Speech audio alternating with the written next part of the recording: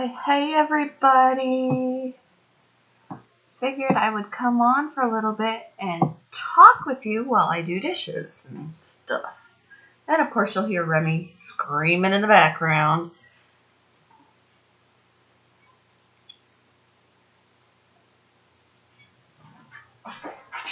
So, I'm going to get started doing my stuff.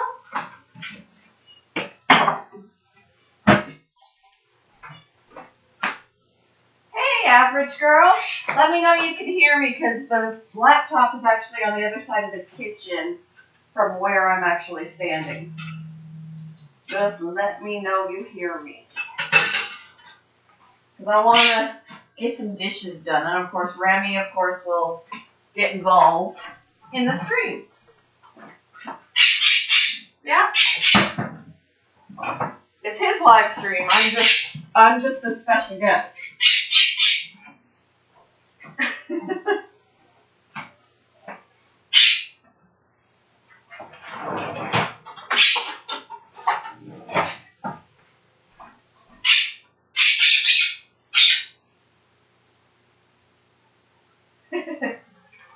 Awesome. Yep, Barry should clean his room. For sure. I don't have a lot of dishes, but I like to have them done so when my husband goes home from work, especially from out of town. I want the sink to be empty. Remy!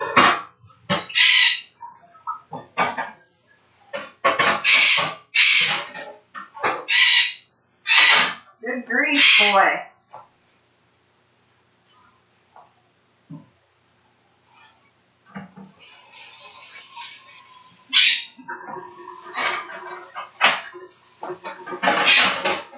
How are you doing?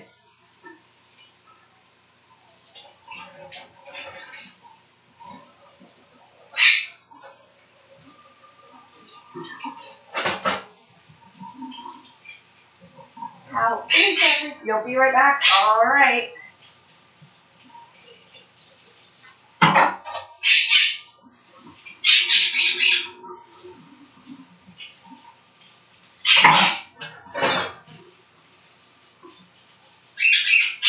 So many butter knives in the sink. I'm a weird one because I use them to stir my coffee. Because I use really tall mugs or cups half the time. So it's just a habit for me to use a knife to stir.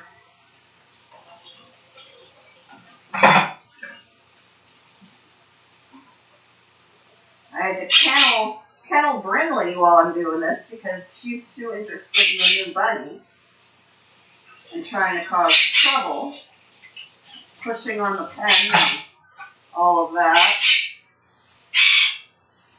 Hi, Remy. Good grief, boy. Maybe I should let him out of his cage.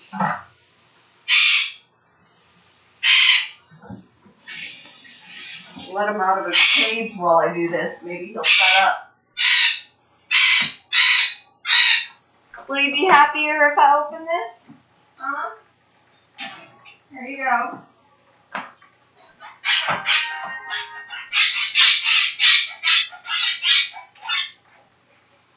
I don't know. He might be happier once he gets out, but right now he's just like, ooh, you open the cage.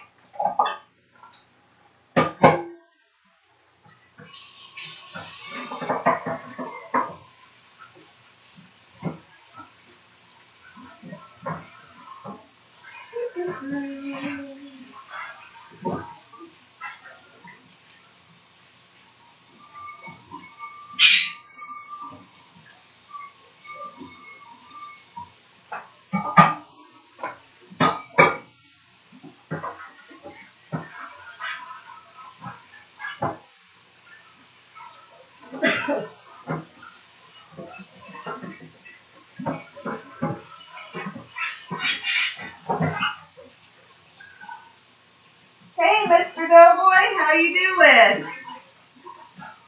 I'm doing a few dishes while I'm on here.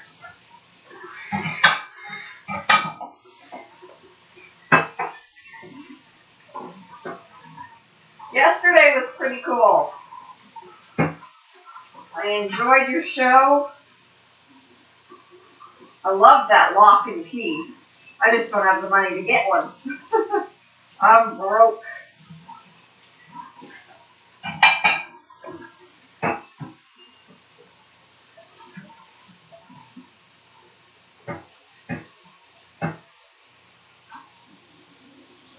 Any extra spending money I ever get goes towards my animals. Alright.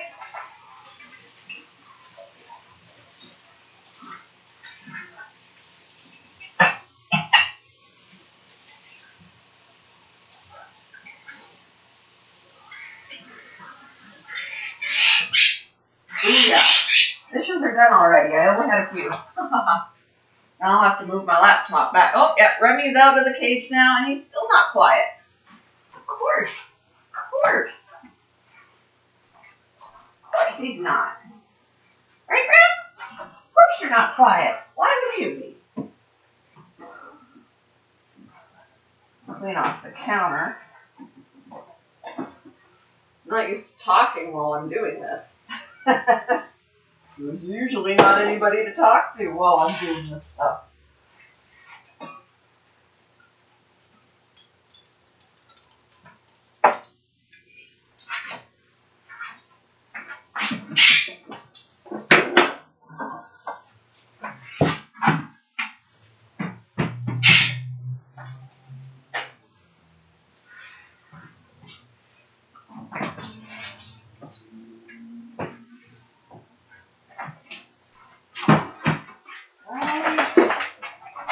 You have to stay there a bit now because Remy's out of the cage. Don't need you to eat my bird. Not a good plan, not a good plan.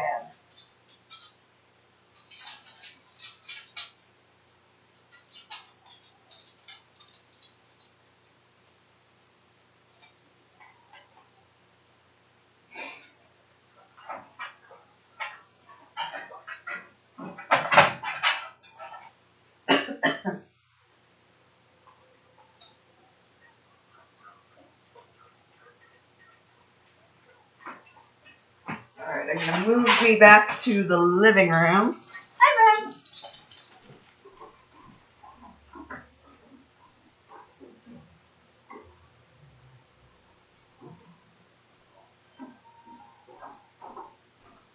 Hi, Mr. Remy. Alright.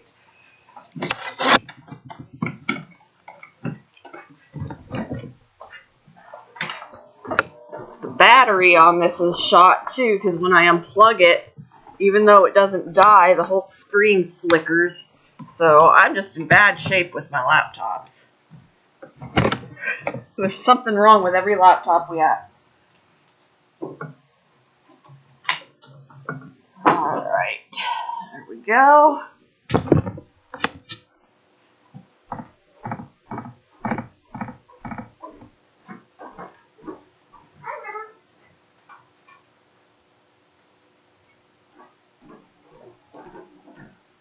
Make sure that I put stuff back.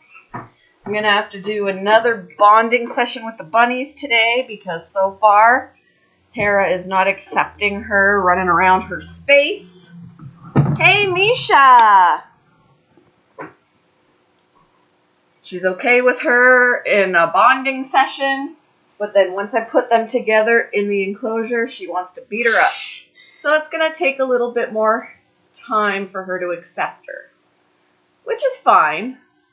I think I just got super, super lucky the first time I bonded Hera to a different bunny. It was done in a few hours.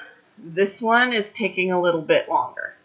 It's a little bit more stressful. The little bunny, the 3-month-old, she could give a crap. She's like, okay, you're another bunny. I'll snuggle with you. I mean, she's a baby. Hera's like, who are you? You are not Milo. She bonded with Milo in a hurry, and right now she's like, I'd rather be by myself. Don't bring another bunny in here. But once she bonds, it'll be great. It's a process. It's a process with anybody, so it's a normal thing. And I think it was really easy with Milo and Hera, which was, an exception, I think. I think it was an exception. And at that point, Hera was the one in this baby's position. She came in after Milo, so Milo had to bond to her. I mean, she had to bond to him too, but she was a baby still. She was 8 months old, whereas Milo was already a little over a year. So now I was like talking to Hera yesterday. I was like, just think back. You were in her position. Cut her some slack. She used to be you. But so far, she's like,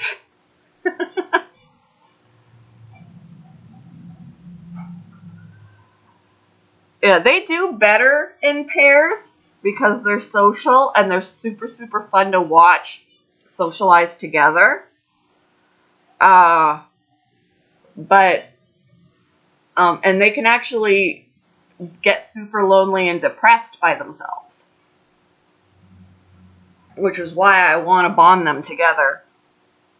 No, those aren't my animals specifically, no. They represent animals I have. I've had everything in that picture. I mean, not those specific breeds or colors or anything like that, but I do have a good I mean, I don't have as many animals as people think if you don't count the number of rats I have. I have like 20 rats, but they're all in the same cage. It's not like they're spread across the house. They make up the bulk of my animals. So when I say I've probably got about 40 animals, it sounds overwhelming, but 4 of those animals have the run of the house, 2 dogs, 2 cats. Everything else is in some sort of a cage or tank.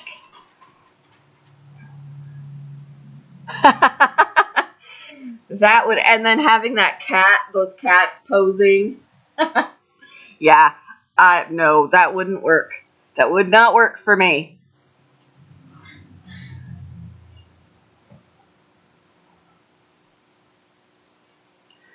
At this point, yes. I wouldn't mind rehoming some of the other ones that aren't as, I mean, they're still social, but they're not ones that typically hang out all the time. I have specific ones that come out with me more. Those ones I would want to keep.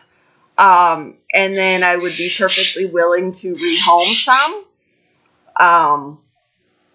But I'm picky about who they go to because way too often people are keeping them wrong. And I'm that way with my rabbit too. Before I decided we were going to just get her a friend rather than rehome her because I didn't want her to remain alone, I struggled with the idea of rehoming her. Because I love her. I've had her since she was 8 months old and she's 2 now. Remy's coming over here. Hang on, I gotta rescue him from the floor since he can't fly. Come here, Rem. Come here, Rem. There we go. You're gonna come over here. Hey, where are you going? You can't do that. Can't do that. Come here. Right here. Right here. There you are. Okay. If you flutter off in the wrong direction, you're gonna fall in a fish tank, so watch yourself. So, besides the fact that I've had her for so long, I don't trust anybody else to take care of her properly. Aw, Chip and Stuart. Hey, Stefan! So, I would want to make sure, especially for the rats, that nobody's going to use them as feeders, even though that's technically originally what they were bred for. But they're too sweet. So I would definitely want to make sure that they're not trying to pull the wool over my eyes and, take them and feed them to a snake. One of my birds I had let out of the cage. My Remy I let out of the cage, and then he was hanging out on top of the cage, and then he decided to come over here. So he's happy now. He's over close to me.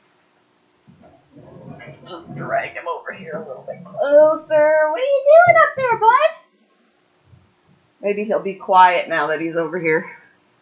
But I'm just that way. Like, too many small animals in cages are not in appropriate sized cages. Even the bunny that I just got yesterday, the baby, there were things about how she was keeping them that wasn't correct. So, it's way too common. They didn't have any hay. They were in small cages. She only had 2 cages, and the dad was separate. The mom was in with all her babies in a small cage. And like I said, they had no hay. And she talked about buying carrots. And although carrots isn't toxic, carrots is high in sugar, so they should only be treats. She talked about carrots as if that was something that they had all the time. She talked about giving them baths, and you should never, unless they are caked in, unless they are completely filthy and not cleaning themselves, you should never give them a bath. But those are all things that she was talking about. So there were several things that she wasn't doing correctly. And I didn't want to be a know-it-all and tell her, hey, you need to change this and this and this, especially if you're going to be breeding rabbits. But at least this one that I've adopted is going to have a better life, than what she's had. He doesn't mind. He would prefer we didn't have the rabbits, mainly because they take up a lot of space, because I do give them the appropriate size enclosure. They are in 4 by 5 foot space in our living room. There's really no other place I could put them. I could put them in the spare room upstairs, but it gets really hot up there and rabbits can get heat stroke. So I'm not going to put them up there. So they are literally in our living room, taking up that much space. And he's not crazy about that. But otherwise, so long as we have the money to take care of them, he doesn't mind as much. He loves me. He knows that, I told him when my my beta sorority, my 3 betas in a 10-gallon tank, when they pass away, I'm getting a tarantula. He knows this. He doesn't care. Because he doesn't take care. The only animals he helps take care of are the dogs and the cats. Those are and 2 of the fish tanks. Those are our animals together. Everything else is mine and my responsibility. So he does not take part, unless I'm not home for whatever reason and somebody needs to be fed while I'm not there. He'll do that for me. But for the most part, I feed them, I clean out enclosures, and that's what I do. Tarantulas it depends on the tarantula. There are more docile ones, there are more aggressive ones. I'm going to steer clear of the aggressive ones. The tarantula I want to get is a pink toe, which is a good beginner tarantula because it's very docile. We do have a pink toe at work right now, but I don't have, I could get another tank. They need at least, I would put mine into a 5.5-gallon tank, and they're arboreal, so they need to have a vertical space. So I would take the 5.5-gallon and turn it on its end and set up the enclosure that way. And I could do that. A 5.5-gallon is $20. And then I would get a discount from work. And then any of the stuff to go inside it, I would get a discount on. I could get a discount on the tarantula. The tarantula is $30. Rather than going through the mess of finding out what that discount would be, $30 really isn't that bad. I would prefer to have the discount on the other stuff.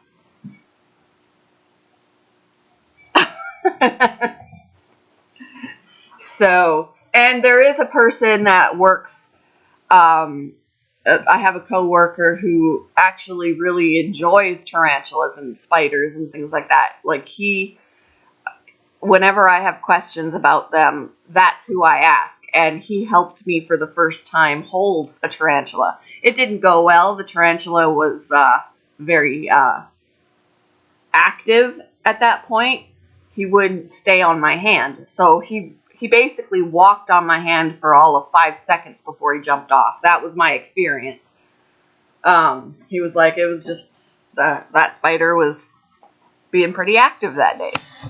We apparently have a tarantula loose at work. It got out of the enclosure. It's a little bit more of an aggressive one. And they do still have venom. They're not venomless. But it's apparently loose somewhere at work and we can't find it. It's hiding. But I was like, well, what happens if it like wanders over to the dogs that are out on the floor and bites them or whatever? But he said the tarantula would not wander that far away. So from where it was kept, which is comforting, but I was like, here we are working here every day with a tarantula loose.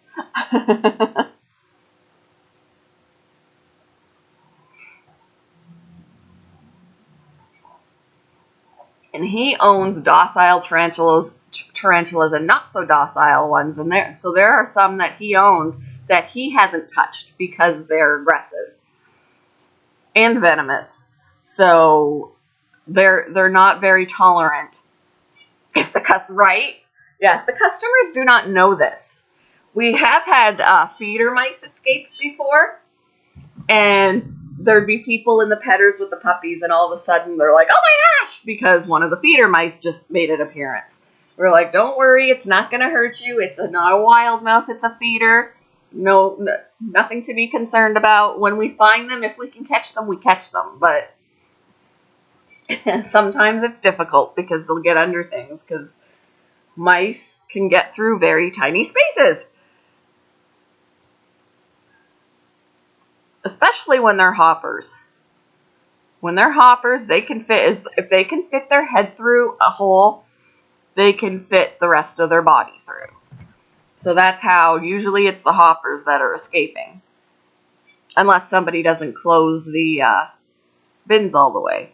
The other thing we have hopping around the store is crickets. We always have crickets escaping.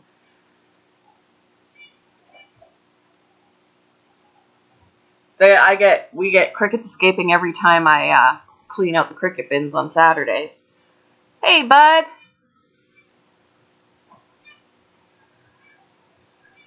So yeah, there's some people that will come into the store and they're like, it must be so much fun to work here because they see us snuggling a dog at some point, and I'm like, yeah, that's the perk of being there, is being able to snuggle the puppies and whatever the other animals. But for the rest of it, it sucks.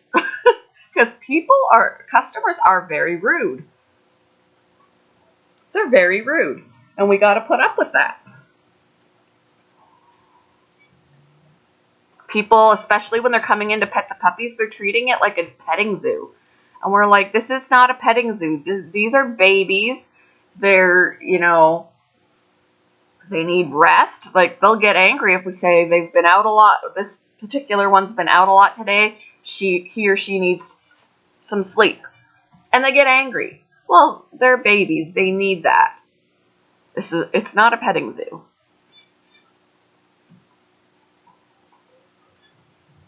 Yep. And it's stressful for them. Like, they're puppies. They're learning. They're at a critical stage in their learning life at this point. And they're seeing so many people every day. It's overstimulating sometimes. And then they're getting angry because they're too aggressive, which they're not. They're just overly hyper because they're overstimulated. They're seeing so many people every single day. Or they're tired. And so some people want a more active puppy. Why are they so tired? What do we do to them? This one's too active. I want a calm puppy. Like, we can't make anybody happy. Ew. Maggots. Ew. But yeah, we can't make anybody happy. Somebody is always mad about something. And it's like, you know what? Just leave them. Just leave. I don't get paid enough to deal with that crap. Hey, Barry. You're supposed to be cleaning your room. I heard from M. Hey, Mystic. How are you?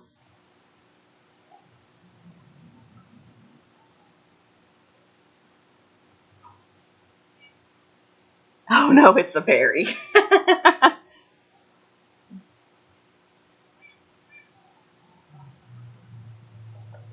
And then, like, the other day when I was working and those people returned a hamster, I was, like, trying so hard to be nice because they did not give that hamster a chance. And I was like, you know, you're exchanging the hamster. You're going to have the same problem if you don't handle the situation properly. It needs to adjust. Just because it's not a dog or a cat does not mean it doesn't feel fear. It needs to adjust to its new surroundings, and you didn't even give it 24 hours. You're not cleaning your room on a snow day. That's the best time to do it because you have all day.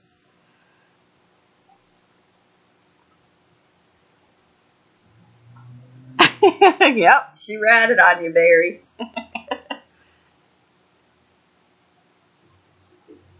It's another snow day, though? It's not snowing here. I mean, we've still got snow on the ground, but it didn't snow overnight, so I don't know why it would be a snow day. I mean, I know you're not where I'm at, but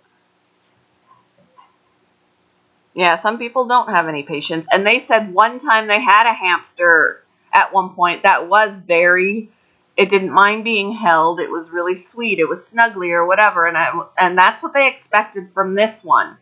And I'm like, well, maybe eventually, but it's not going to be that if you had one before that was like that from the get-go, it was probably already socialized at some point. But that's an exception to get a new hamster and for it to be that way. That's not the norm. This is what you have to expect, and this is what you need to do for it. And they were like, oh, okay. Because seriously, they said this hamster was way too aggressive. And when it came back into the kennel where I was, I put my hand in and pet it, and it didn't even try and attack me. And I'm like, aggressive, my butt. So it was just, you took it out of the surroundings it knew, put it into something else. They were trying to handle it even in the car on the way home. It's not going to be a happy camper. It's not.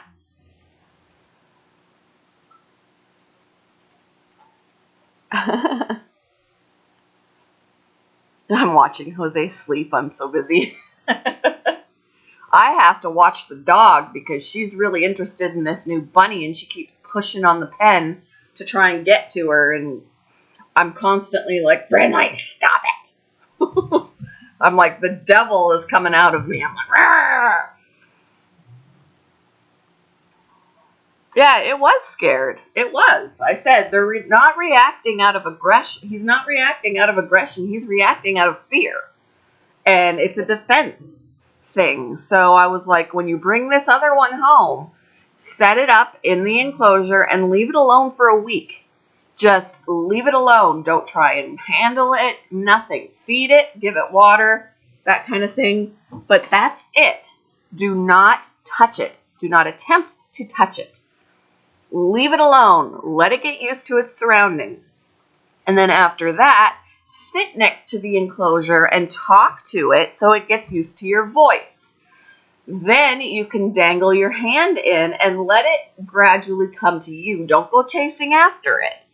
It's a prey animal. To him, you are a predator. That's why he's scared. So you dangle your hand in and it will come up to you eventually and start to learn your hand is not a threat. It's like, exactly, it's like a rabbit. It will flee. It's a prey animal. And even something as simple as they want to see it and it's hiding in its little house and they pick up the house. How would you like it if some big giant came over and ripped the roof off of your house? Would that not stress you out? You know, they got to think about that. That's its place of safety and protection, and you just rip it off of them. That it shouldn't be the way it goes. So I was like trying to be so nice about it, but this is what you need to do for this, or you're gonna have another one that you're not happy with. And that's why research is so important. We had somebody surrender their hamster because, they bought it for their little daughter who never got to see it because when she was awake, it was sleeping. And it would come out and play and do its stuff while she was sleeping. So she didn't ever get to see it. Well, had you done your research, you'd know that hamsters are nocturnal. So a hamster is not going to be the animal to get your little daughter. I just feel very passionate about this kind of thing because small animals are very misunderstood.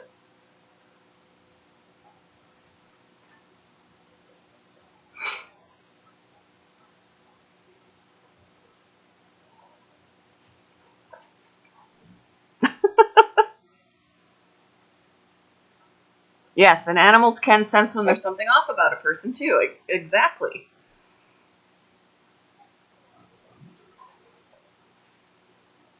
For a small animal that is normally a prey animal, the last thing you want to do is take your big self, because we are giant and scary to them, to go putting your hands in and chasing them around to pick them up.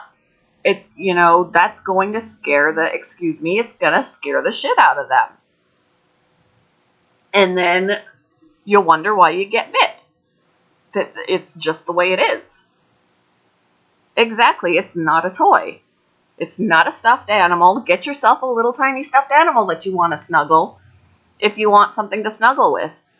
Too many people want guinea pigs and bunnies and hamsters and all of that they can pick up and snuggle. Those are not pick up and snuggle animals. They're not. Rabbits hate it. There are some people that say, my rabbit doesn't mind being held. It kind of does. Just because it's not freaking out and trying to get away doesn't mean it's enjoying it. All you got to do is look at their eyes. All you got to do is look at how fast they're breathing. Their body posture, anything like that will tell you they may be sitting still and letting you pet them, but they're freaking out and they would rather be put down. I don't pick up my rabbits unless I absolutely need to. When they need their nails clipped, I have to pick them up. If I'm cleaning out the enclosure and I need to remove them, I have to pick them up. Otherwise, I don't pick them up. If I want to spend any time with them, I'll sit in their enclosure or next to their enclosure or whatever, and I let them come to me. If they want to be petted, and they will, they'll come over to me, let me pet them. But I don't restrain them, and then they can leave when they want to leave. That's what you've got to do with these animals.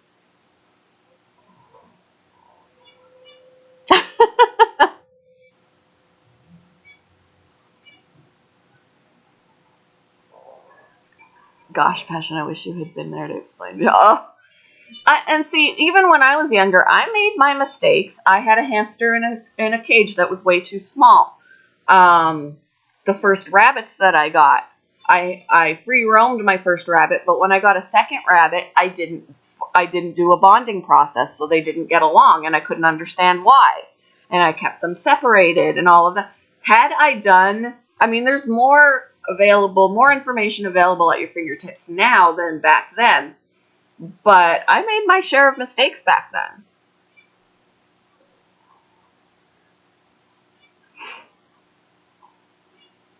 Yet the ears and the eyes do. The ears and the eyes on rabbits, for sure.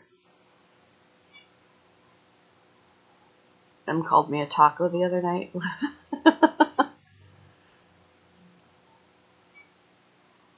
So yeah, it's something I'm really passionate about. Like, even I hate when people want to see the guinea pigs at work. You know, can I hold it? Well, that's all fine. And then here I am stressing it out because I'm chasing it around the enclosure to get it out. Typically, that's not what you want to do but I just don't have time to let it decide to come to me.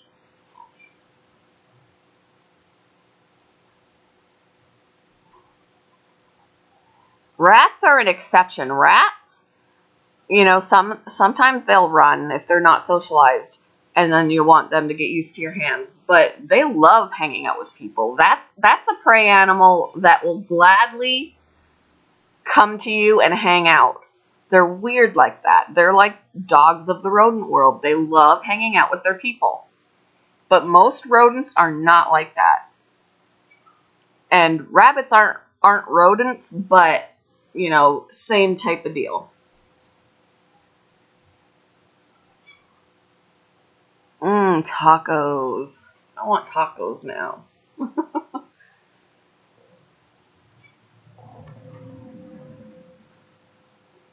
Yum yum.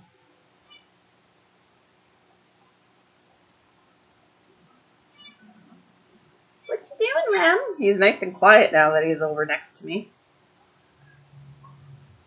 What you doing, buddy man?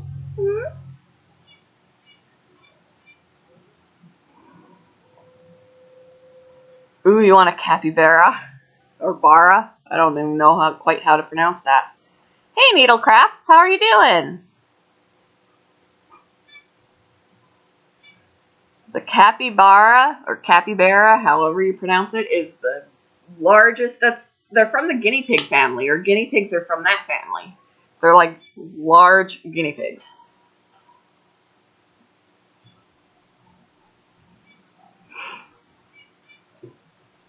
We got 10 people in here. Sweet. I've been doing a lot of silent streams lately, especially at night, because I know that there are people that are a lot like me, where you kind of need to listen to something relaxing to go to sleep, like an ASMR type deal. So water sounds and quiet music and just that kind of thing. That's what I've been doing lately for helping to sleep. And then, of course, my Sunday morning worship music.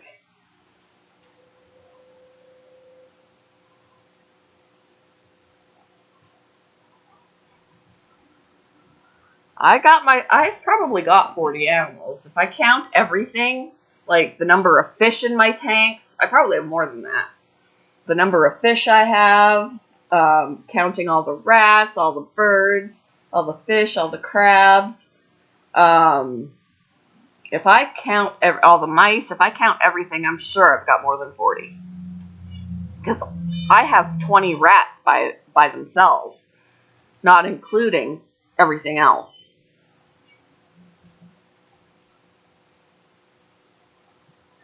Can't have Jose passion. I don't think it would make a very good taco. What kind of fish? We have African cichlids, American cichlids. I've got goldfish and betta fish. And I've got snails. A couple of giant Florida apple snails. They're just under the size of a baseball. They're pretty cool. They eat green beans. They like to eat the fish food as well. So they'll eat what the fish don't eat. But they also, I have some frozen green beans, and I'll heat those up to unthaw them and throw them in the tank, and they'll eat them. You like that, Firebud? I finally found an image that actually moves for a fire. It's not as nice as I would have liked it to be, but at least it moves. I haven't used it yet, though.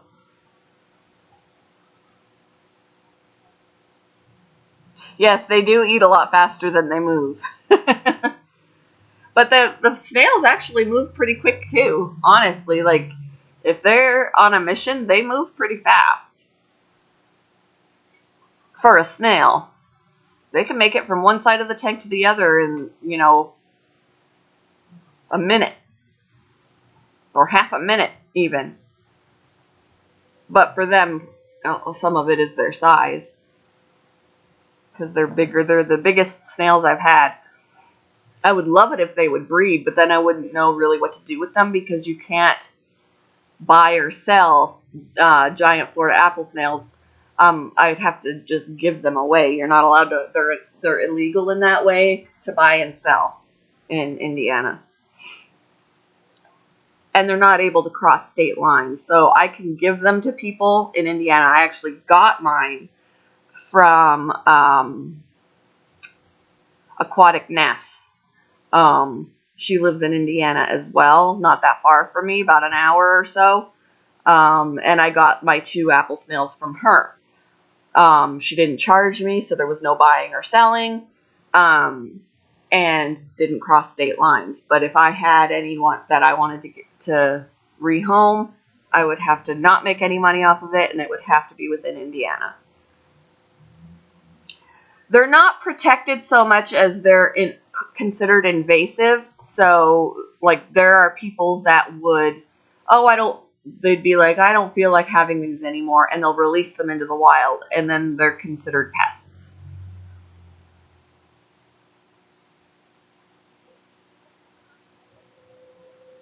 So they're basically considered an invasive species.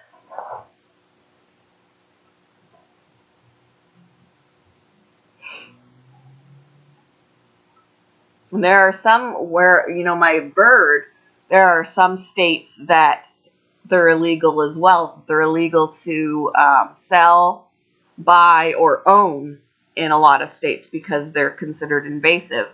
They are perfectly legal here in Indiana, so that's why we've got one. You just don't want it to get out outside because they can be destructive. They're really voracious chewers. They can cause damage and, that kind of thing if they were to be released. Indianapolis is your halfway point? That's pretty cool because I'm about 2 hours from Indianapolis. And I've been to PA. I've been to Pennsylvania. It's been a long time. My son is 17 and he was just over a year when I was in Pennsylvania. I can't remember what city I was in. It's been that long.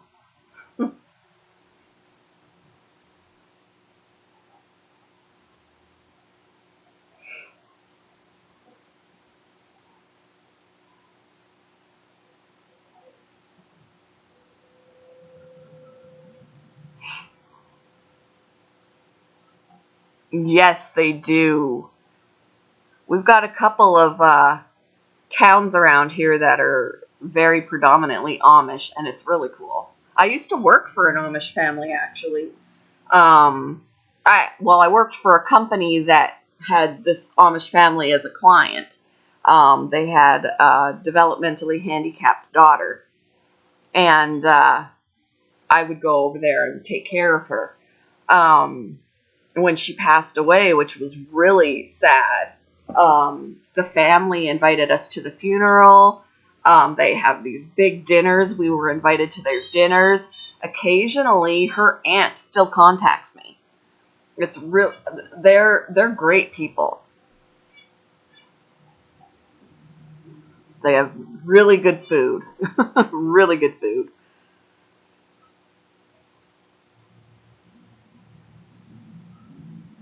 You're closest to Philadelphia. I'm not sure where that is in conjunction with me. Hey, Abby, how are you?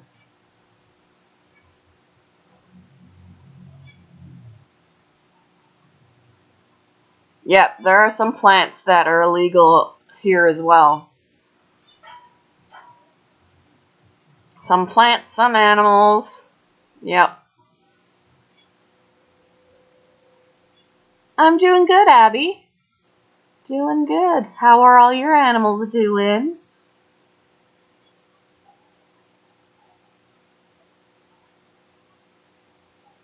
I haven't eaten anything yet today. I've just been working on my coffee. Just been working on my coffee. That fills me up for a while, but I am starting to feel a little bit hungry. Oh, he did? Oh, I'm sorry. I hate when that happens.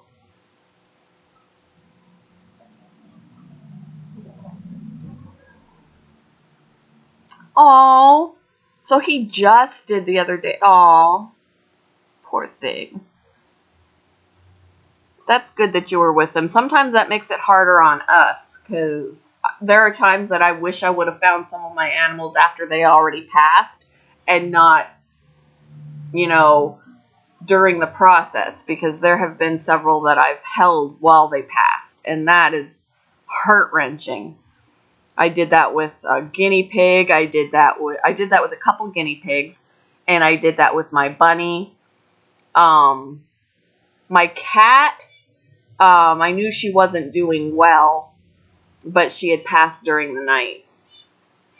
But my 2 guinea pigs and my rabbit passed away in my arms. And it was so hard watching them struggle. So part of me wished I wasn't around when it happened, but then, they got to be comforted. It is 2:40 here. Aw.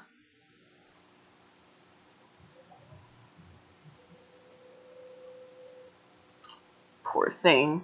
Yeah, it's hard. It's definitely hard. Of course, each guinea pig and my bunny, I was bawling my eyes out the whole time I was holding them and, watching them suffer, and I couldn't do anything about it. And at that point, I was just wanting it to be over. Like, just, please take your last breath. I can't continue to watch this, Hey, Kathleen. And I do have 3 cats and a rabbit buried in my backyard. 2 of my cats died when they were 14. We had to put them down.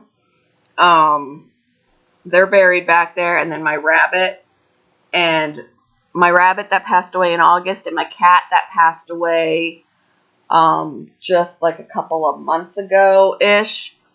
They're buried back there too. And the cat that just passed away more recently was only 5. We don't know what happened. It came out of no place. But they're all buried back there. So there's a part of me, like, I'd love to be able to move so I have more property and a better house and all of that, but at the same time, I don't want to leave, and I just want to renovate this house because I don't want to leave my animals that are buried back there.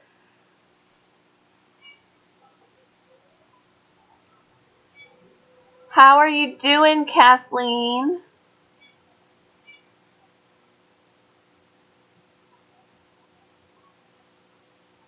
Welcome back, Barry.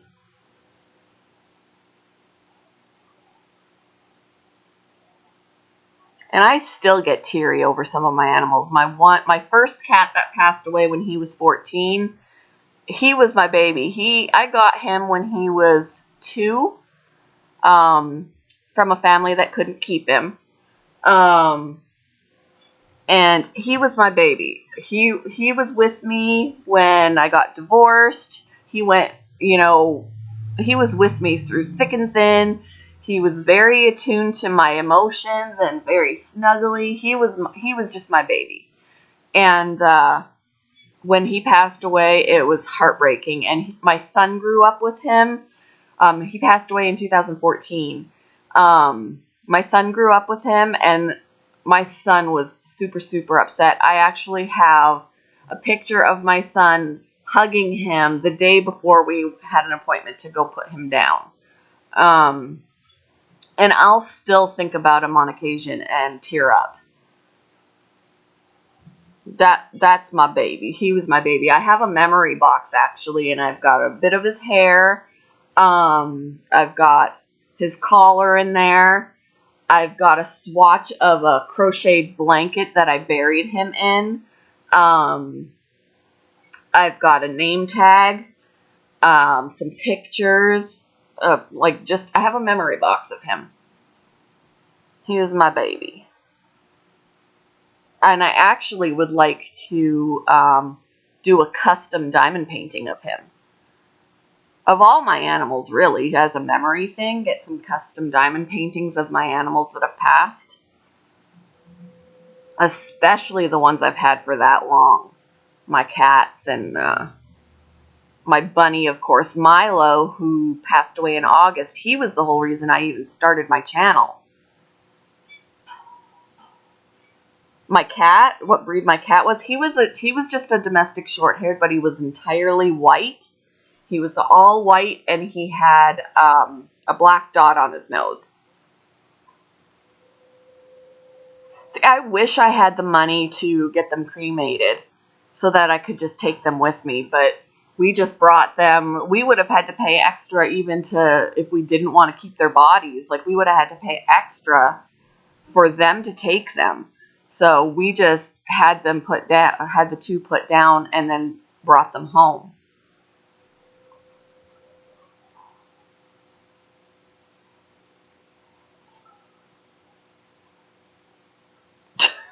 Mr. Doughboy.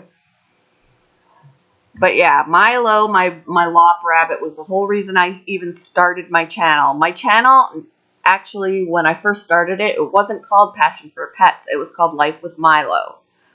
And he was the whole reason I started my channel. And yeah, in August he passed away. That was really rough.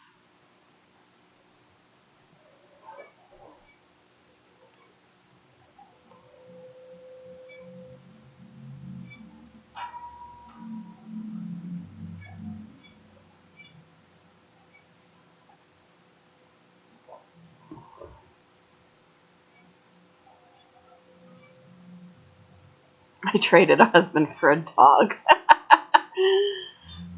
And I've said with my Shih Tzu, I love her to death. And there have been times she's going to be 5 in April. And I've already, even in the last year or so, would get all teary and say to my husband, what are we going to do when she's gone? What are we going to do when she dies? And he was like, why are you thinking about that? She's not anywhere close to being old. And I'm like, I know, I'm just thinking ahead. Oh, I had a dog named Abby. All right, Abby, the other Abby person. Have a good day.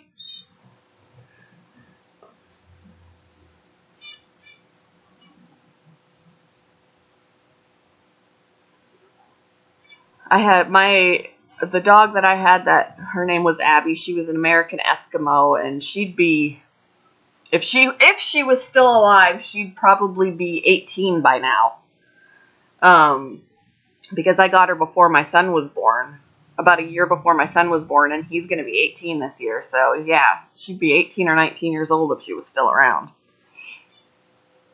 She was an awesome dog. She was nice. She didn't like kids, but she loved my son. She was very protective. But she didn't like other kids. She didn't trust them. When we would take her for a walk and kids would be like, "Can we pet her?" I said, "No, she bites." Because I didn't want, she would snap. Like, if she didn't trust them, she would snap at them. She would never bite. She never bit. But I didn't want to take that chance. So I just said she bites.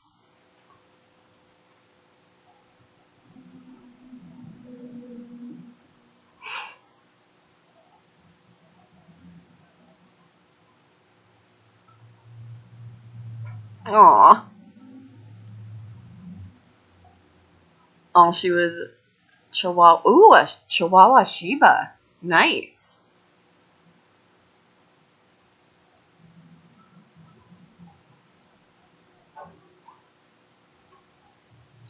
My American Eskimo, though, was very mischievous. If the door opened, she would bolt and run off, and I would have to hunt her down. And to her, it was a game, because I would get just close enough to her to grab her, and as soon as I was close enough to grab her, she took off again. She was like, ha ha! And I would have to go and find a family member like somebody that didn't live with us, and have them come with me so that they could call her and she'd be like, "Oh my gosh, I know you," and run over and get all excited, and then they could just pick her up. She would run from us that lived with her, but she would get so excited to see someone else, and we had to use them to get her back because she just thought it was a big game.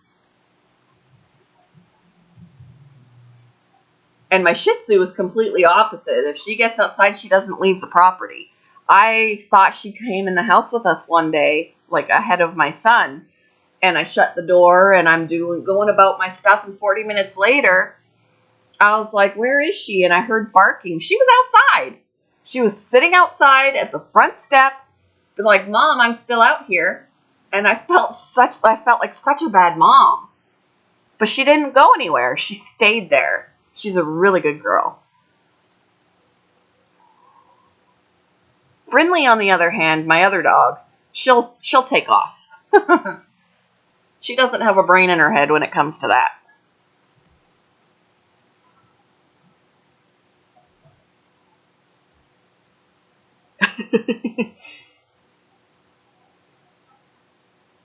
We don't carry her because she'll run out normally, like we get out of the car and she'll run from the car to the front door all by herself. She knows what to do. And when we're leaving, she'll run out the front door and go to the car. She never leaves the yard. So I thought when we got home that day with my son and she ran ahead, I was last in the door. I thought she was already in there. And then I'm like, I haven't seen her. Where is she? And then I hear barking. And I'm like, oh my gosh, she's still outside.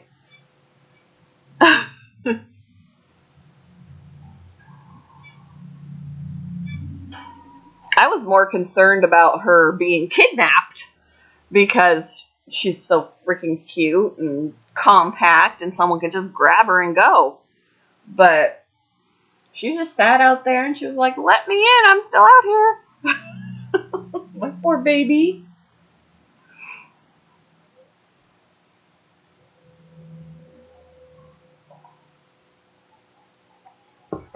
There's so much white space on that thumbnail. I don't know what to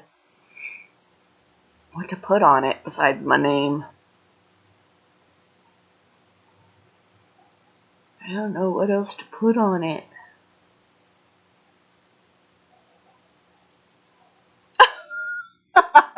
You just act like you love him. Poor little guy.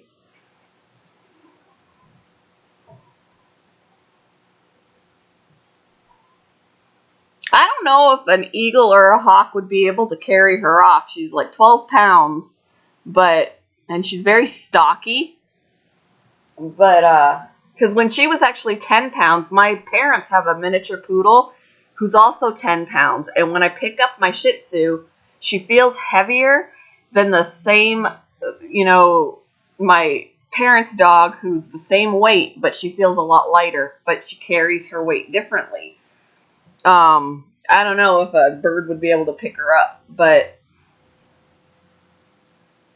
I don't know. I was more because we've had reports of people having their dogs stolen out of their yards. So that to me is a bigger concern for me, is that somebody would either take her from our yard or poison her. We've had either dogs are stolen or dogs are poisoned in their own yards.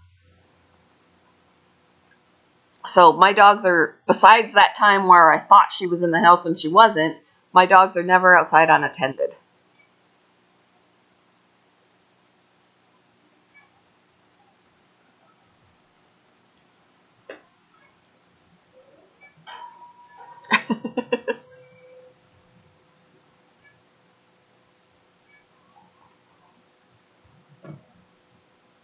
Okay, Misha.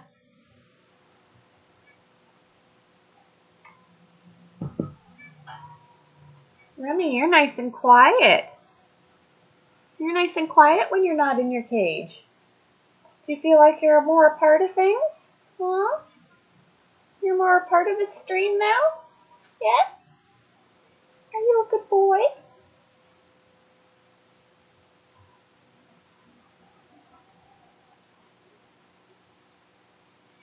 Oh, see, that makes me sick that people do that.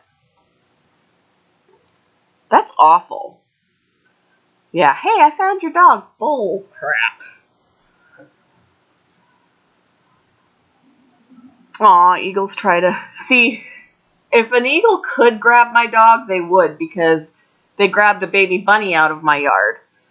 A little wild baby bunny. We had a nest of bunnies in our backyard, and I accidentally spooked a baby bunny, and it was tiny, and it ran into the street, and my first concern was cars, but before I could even think twice, an eagle came out of the tree across the street and snatched him up, and I felt horrible, because I was like, it wouldn't have been out there, but I spooked it. But my husband said, that eagle probably had his eye on him all along.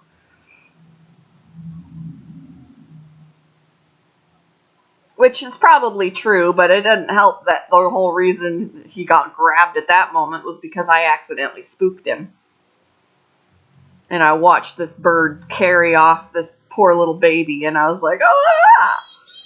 And of course my husband was like, it's the circle of life, dear, and I know about the circle of life. Hell, I raise mice to be fed to snakes. I just don't want to see the circle of life happen. I know about it. I don't want to see it. Because I'm the kind of person that tends to put myself in their position. I know they don't think like we do. Their thought processes are a little different, but they do feel fear and they do feel pain. And, I end up putting myself in their position and then I feel really awful.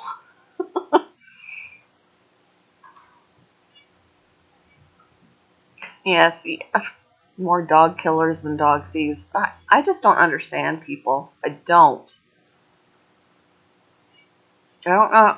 And there is a study out there somewhere, I can't remember where it's from, that are insisting that dogs, I don't know what they think about all animals, but they say dogs don't have feelings. They don't feel pain. They don't have feelings. Have they never seen a dog cry? Have they never, I don't understand where they're getting that information from.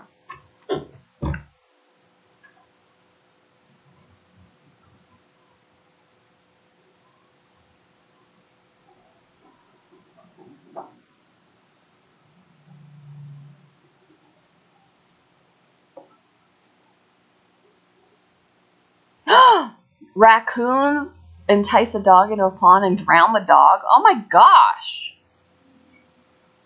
Wow.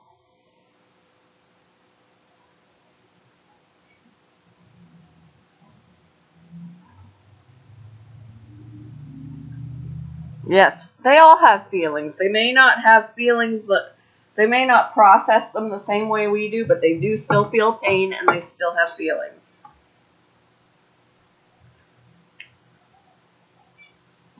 I watch when I'm ready to go somewhere and my Shih Tzu wants to come with me. She gets super, super excited. That's an emotion. And then when I tell her she has to stay, she visibly wilts. She goes from being perked up to just wilting and then backing off because she knows she can't come and she gets sad. I totally see the change of emotion in her. So I don't know how people can say that they don't. My dog's out.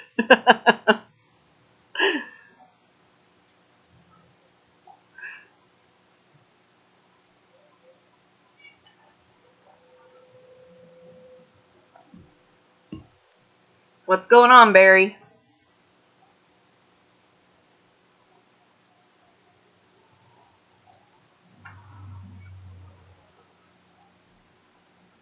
We're talking about animals.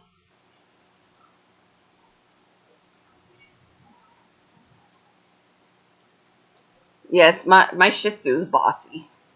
She'll yell at my other dog when the other dog wants attention from us. She's like, "These are my people. Go away. You're in my personal bubble," which is a very large bubble for her little body. She'll snarl. Oh, game is stressing. It's a game. It's a game. Life goes on, Barry. Don't let a game get to you. Take a break from it, breathe, and then go back. Sometimes it just takes a fresh perspective. Talking about you.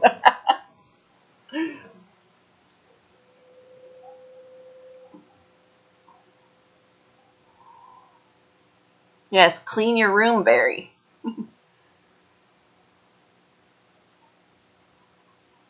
Blowing bubbles with your dog. We actually sell a bubble solution at the pet store where I work for blowing bubbles with your dog.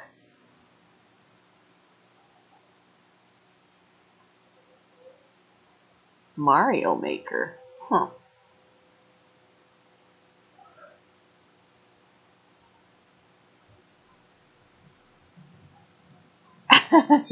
You can make it into a game. Yes, there's catnip bubbles too. We used to do that with our cats. They weren't as fond of the bubbles as they were with my cat that more recently passed away. She really liked, we found a catnip lined paper bag. It looks like a paper shopping bag or like an oversized, brown bag for lunches. And it's lined in catnip. She loved that thing. She would sit inside it and like chew holes in it. She loved that thing.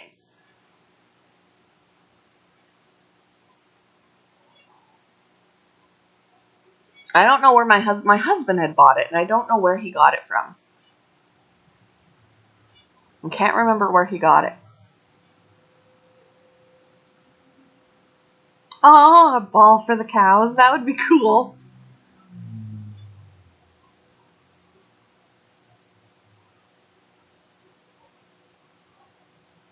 Aren't those bags awesome?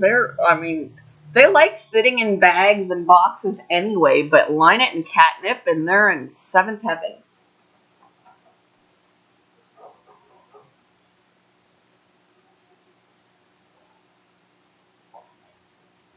My husband has no idea where to put his gym bag. Everywhere he puts it, the cat finds it and lays on top of it. He's like, what is her obsession with my bag? And I was like, it's a bag. It don't matter. If it's a duffel bag, if it's some other, like my purse, plastic bag, a box, anything. If it's a bag or a box, she will sit on it or in it. It's just the way it is. So no matter where he puts his gym bag down, she's sitting on it.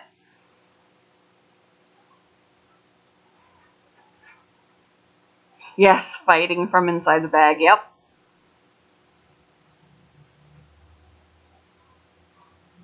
I've actually seen somebody I've seen a big, huge ball, like almost like an exercise ball that we would use for like yoga or whatever. A big ball like that in a field with a horse playing with it. I've seen.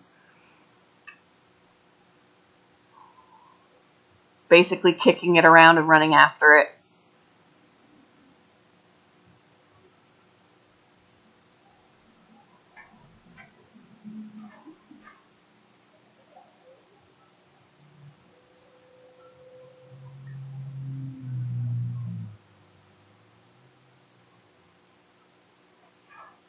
You'll have to take a video of that. I think that would be really cool to watch, Kathleen. The cows playing with a ball. That would be awesome.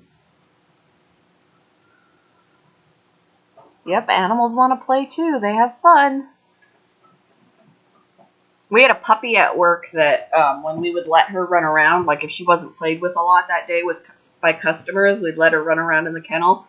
And she wasn't reacting to when I would give her a ball or some other toy. She wanted a washcloth. I had just done laundry. I was taking laundry out of the washer to put in the dryer, and I had a damp washcloth from the washing machine, and she played with that. She just thought that was the best thing in the world. Who cares about these balls and bones and, stuffed toys? She wanted the washcloth. So I'm like, here you go. And she was running around with it, tossing it around. She was having a blast. You don't have to spend a lot of money for them to have fun.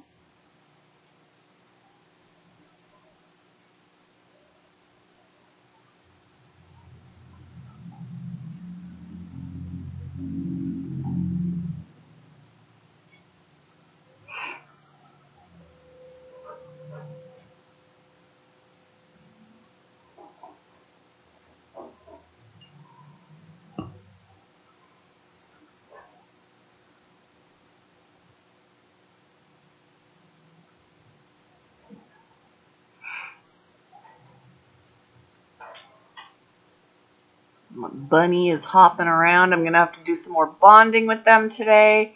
Basically, the baby is in a little cage inside the other enclosure so that my bunny that I've had can go over to her, sniff her, that kind of thing, and kind of get used to her before she's running free in the enclosure, which is what I did originally when I had Milo first.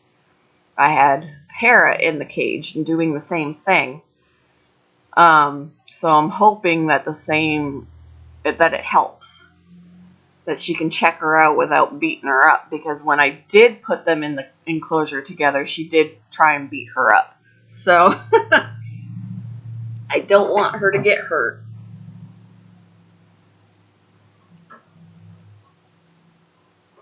But I'll take her out a little bit later and put them both in a small box like I was doing yesterday, and have jiggle it around a little bit, make some noises on the box, and then rather than fighting with each other, they snuggle together.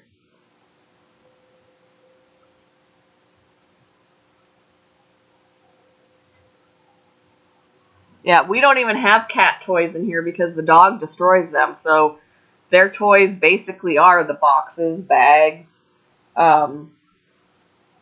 anything that they can find to play with that's just already here.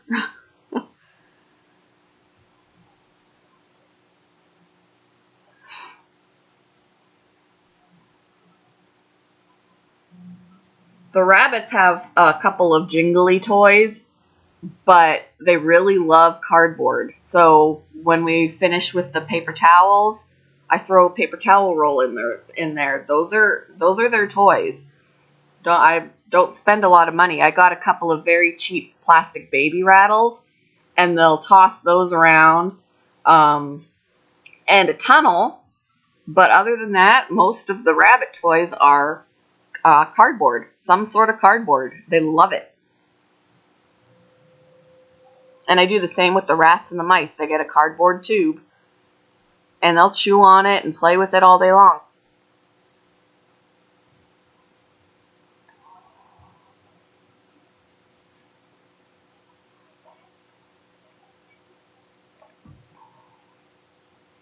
Yes, I thought you were taking a break, Barry.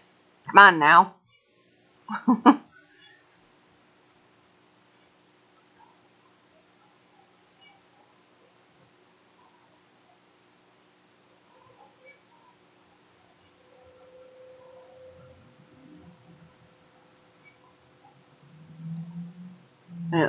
Our cat doesn't really mess with the toilet paper, but we have to keep the bathroom door closed because the dog goes in there, our bigger dog, and she'll dig through the trash. And she goes for Kleenex and stuff like that. Yes, edible tunnels and things like that. I got like a couple of little edible logs with treats. They're stuffed with treats. My hamster has those. So once he hollows it out, eats all the treats, then he can have this log to chew on. The rats have those too. We got the bigger version of it for the rats and the smaller version for the hamster, which the mice would enjoy too.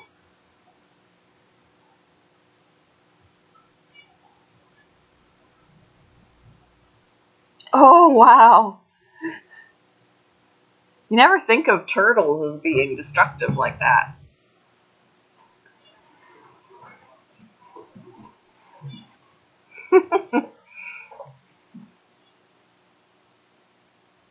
There's a pretty cool looking turtle at work that I wouldn't mind having. He's not super, super expensive. He's $50, but they need a minimum size enclosure of like 75 gallons. And even though we have a 75-gallon tank, it's full of fish. So, and I don't think they would coexist well together, especially because this turtle is not aquatic. Like, it's aquatic, yet it's not. It lives mostly on land. You have to provide some water for it, but you also have to provide dry land for it. And that won't work with fish. Barry, imagine that on a pet channel. Oh my gosh. What is wrong with this world? Talking about pets on a pet channel. Oh. Although I do need to take a bathroom break. So I'll put some music on while I go and do that.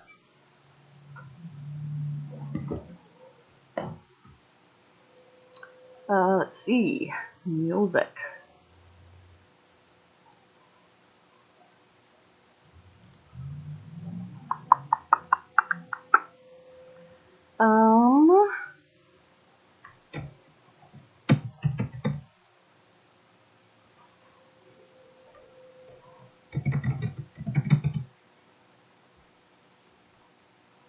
Let's see. Some upbeat, copyright-free music.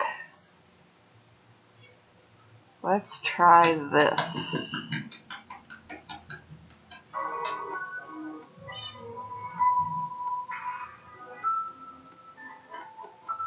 This will work. Alright. I will be right back, guys.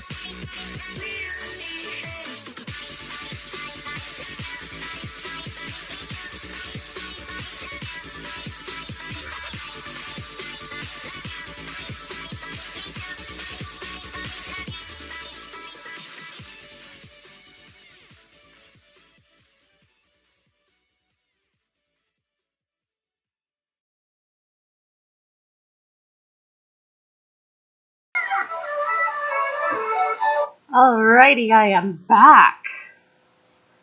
I'm back. Bye, Kathleen. I'll see you later.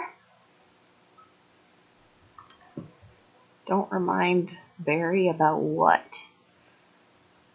Hey, Birdie, how are you?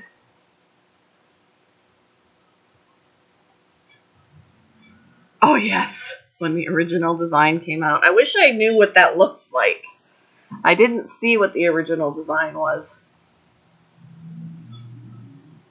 I don't know why anyone would design something classic like that different anyway. I don't understand why you would make it look different than the original. And not think that people are not going to get upset. Thank you, Misha.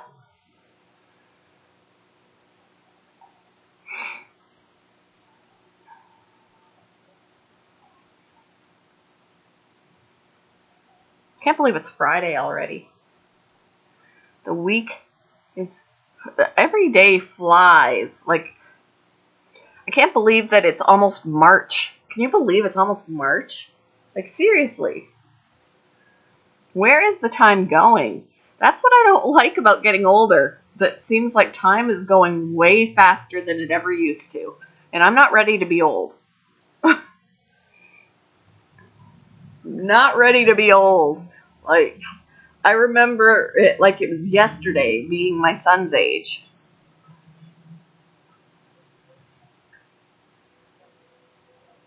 And now, when you're an adult, time just goes so much faster, and I am not ready for it.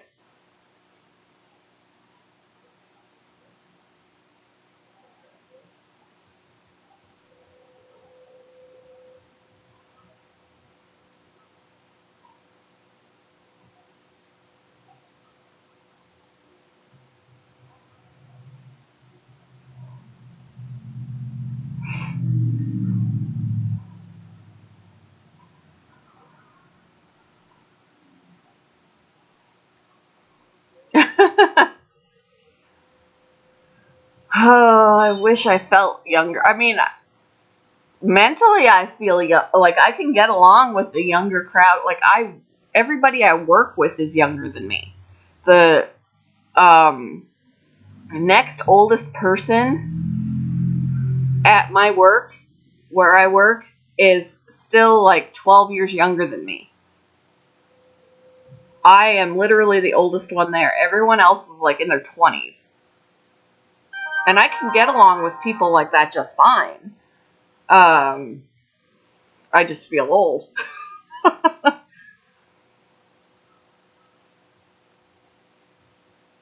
I'm not ready to be old. Woke up this morning, now I'm an antique.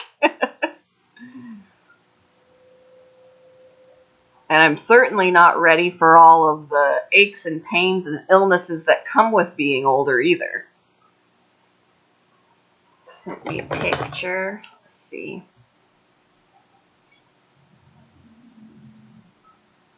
Oh, that's the original? Before they remade it?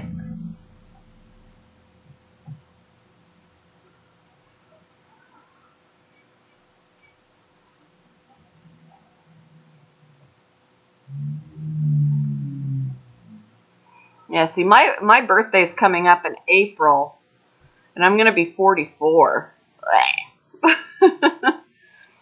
But yeah, I can get along. And even when my stepdaughter was a teenager, her friends always liked me. All my kids' friends always liked me.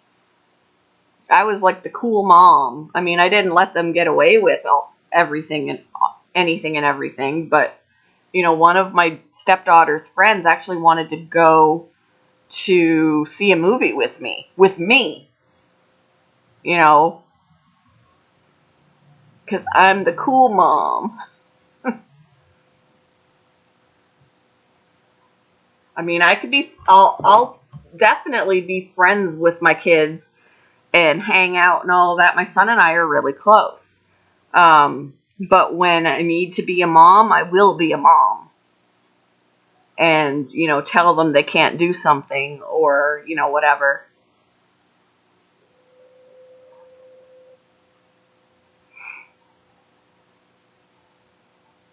I don't think that the original looked all that bad, to be honest.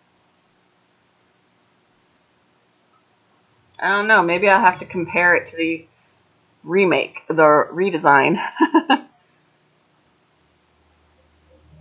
I don't know.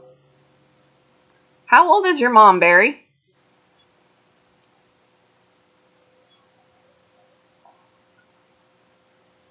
There was one girl that I worked with that she doesn't work there now, but she still keeps in touch with me because she loved working with me and she called me her work mom because she literally is the age of my kids.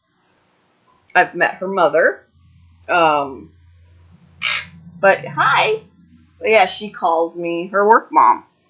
And even now, she'll message me and she'll be like, "I miss my work mom."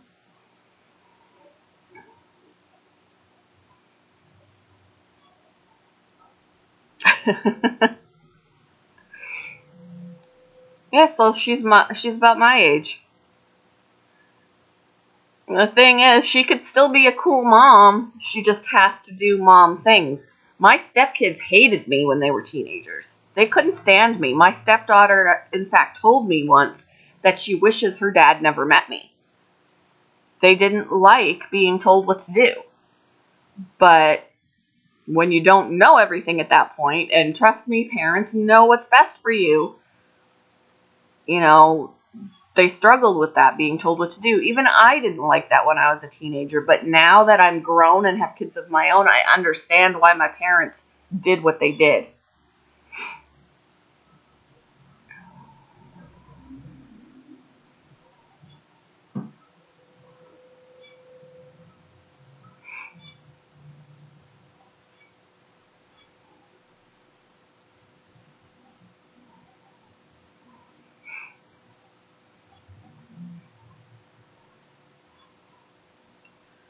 Yep, moms have that sixth sense for lying. I fooled my son when he was younger. I told him when he lies, a blue dot appears on his forehead. So you might as well not lie to me because I'm gonna know. And obviously, no blue dot appears on his forehead. But I asked him one evening if he brushed his teeth, and he covered up his forehead and said yes. And I was like, if you have to cover your forehead when you're answering me, chances are you're not telling me the truth.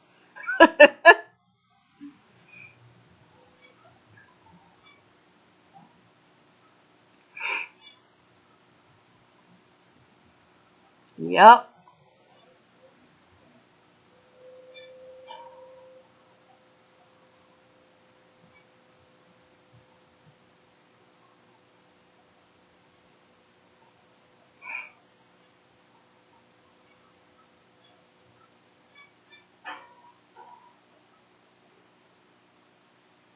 Hey, Ram, what you doing? What you doing? Are you bobbing? He's bobbing his head. You bobbing your head because I'm talking to you. You're excited?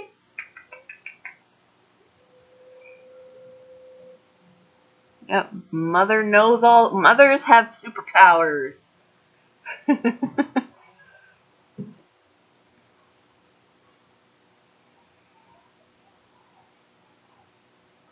Oh, yes. Teenagers think they know everything, that they know best. Parents are stupid. Well, you know what? We always told my stepkids that don't be so fast. Don't try and grow up so fast. Well, now they're both adults and they don't live with us anymore. And they're like, "Damn, being an adult sucks. Having adult responsibilities sucks. Welcome to the real world." Having bills and, suddenly you're not rich anymore because you have all this money. You can do anything you want with it because you have to actually pay the bills to survive. They're realizing now that being an adult kind of sucks.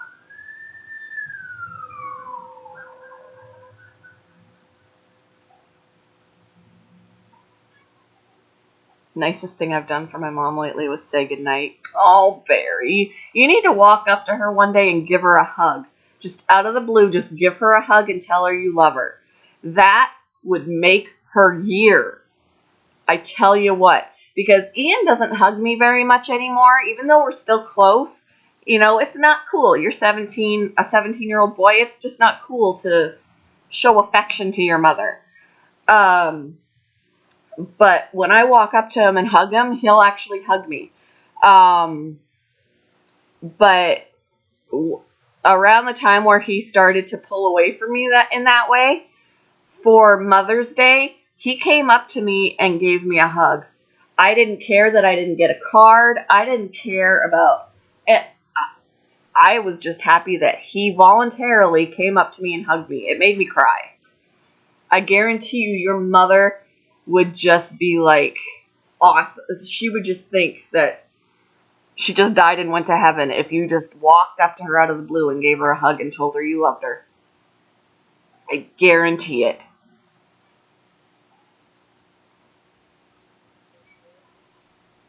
Oh, trust me, Barry. She's probably a lot more like me than you think. I'm not being a mother figure to you for the most part. But trust me, my stepkids did not like me. They did not like me. They did not like the rules.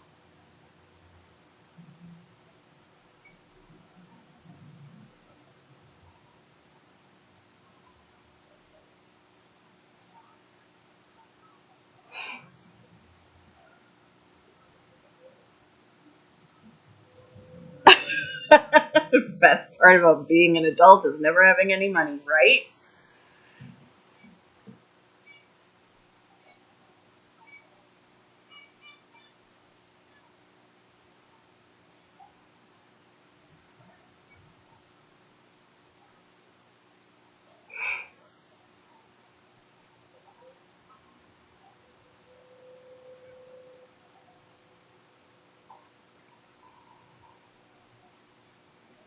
I am emotional and I care, but I can be strict. And that's the thing. That's what teenagers don't like, is the strictness. I didn't allow them to play mature rated games when they were under 18. I didn't allow them to watch R-rated movies when they were under 18. I didn't allow them to watch PG-13 movies when they were under 13. A lot of people would think that I was nuts. But I was still strict. They hated it. If they didn't do their chores, they were grounded. They had video games taken away. They couldn't go to sleepovers, stuff like that. They hated it. They hated it, but I was on top of that stuff.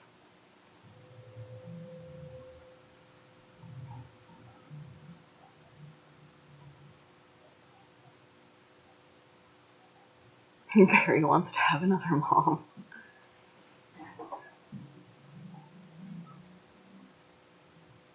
And I guarantee you that behind the scenes, Barry,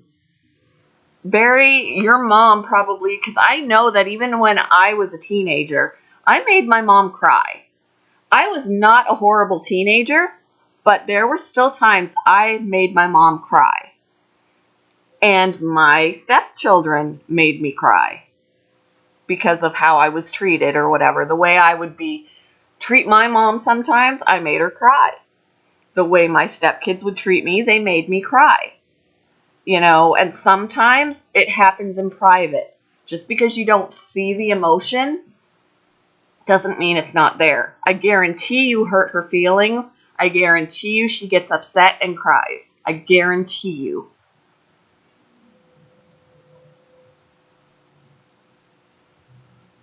Yep, Misha. Yep. It'll come.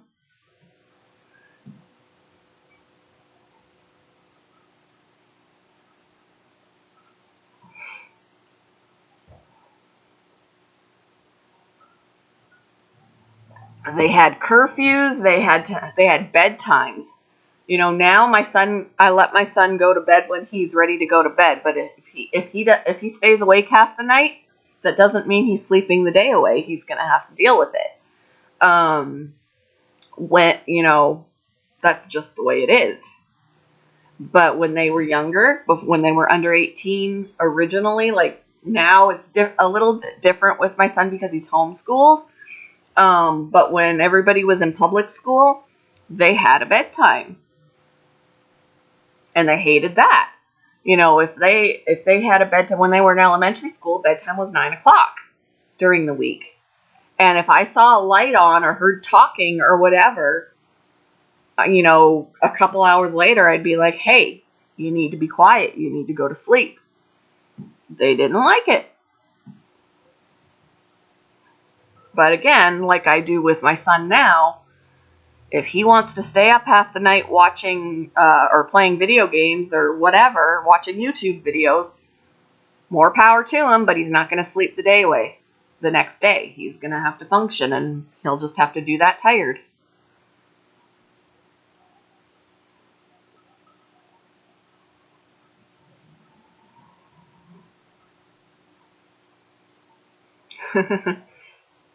Yeah, my dad was the same way. He's very, very soft-spoken, but if you made him angry, you definitely knew about it. There were times when I was a teenager that I would hide in my room, dreading when he came home, because I'd had an altercation with my mother, and she would talk to him about it, and I knew that I was going to be in for it when he got home. I would punish myself enough, waiting for him to come home, hiding in my room. And then it turned out one time he didn't even do anything. He didn't even come talk to me. But what I did to myself was punishment enough.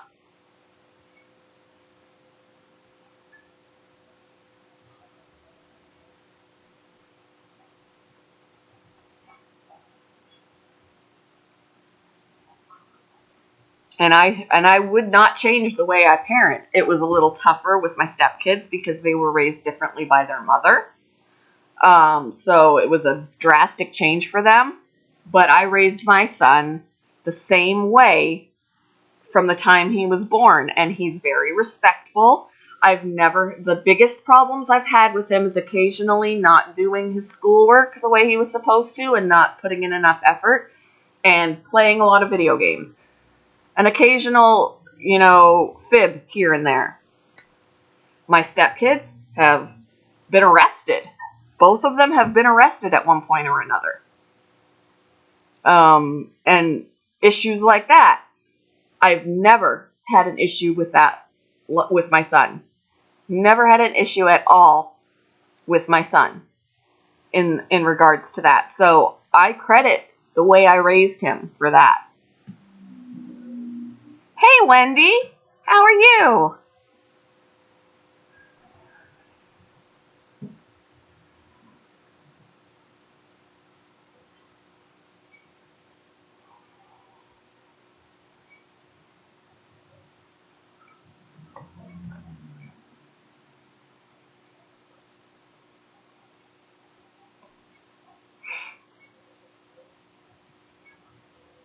I'm doing good. Doing good. What you doing, Ren? What are you doing up there? He's just up there chilling. Right next to me. He's just chilling, looking around, preening himself. But if he was in the cage, he'd be all over trying to interrupt.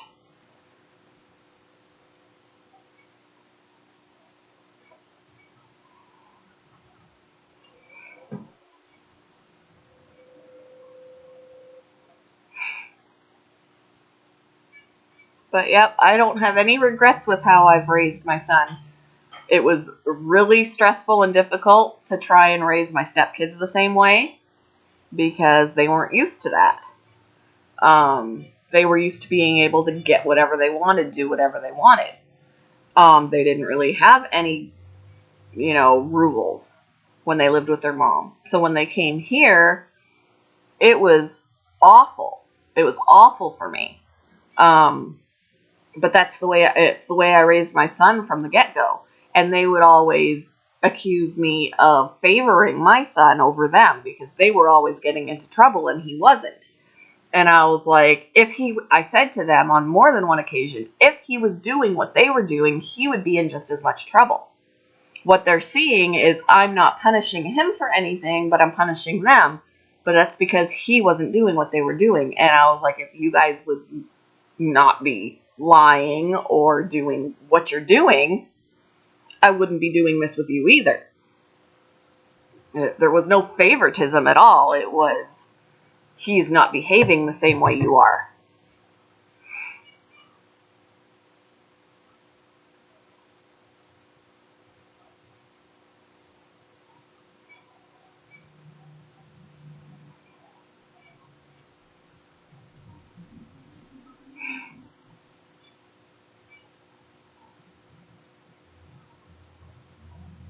So how's everybody's Friday going? I try to be Wendy.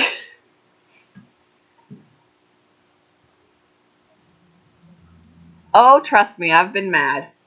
I've had to give myself a timeout because I was that mad. I was like, I'm going to say things to them that I don't want to say, that I'm going to regret because I'm that mad. So I would send them to their rooms, but I would send myself to my room. And I wouldn't come out until I was calmed down and ready to come out. I've been mad. Trust me.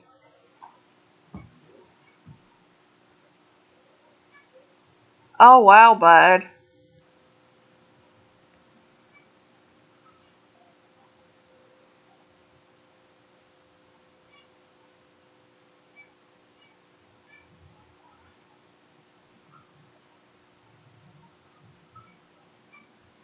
Oh, trust me, Barry. I have been mad. If my husband was here right now, he could tell you I've been angry. If my son was here right now, he can tell you I've been angry. And I will fly off the handle. I've hollered at them before. And at that point, it's like, you know what? Go to your room, and I'm going to go to my room because I need to calm down.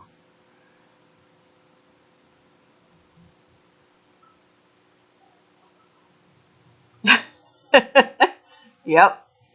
I was like, I can't look at you right now. You need to get out of my sight, or I'm going to strangle you.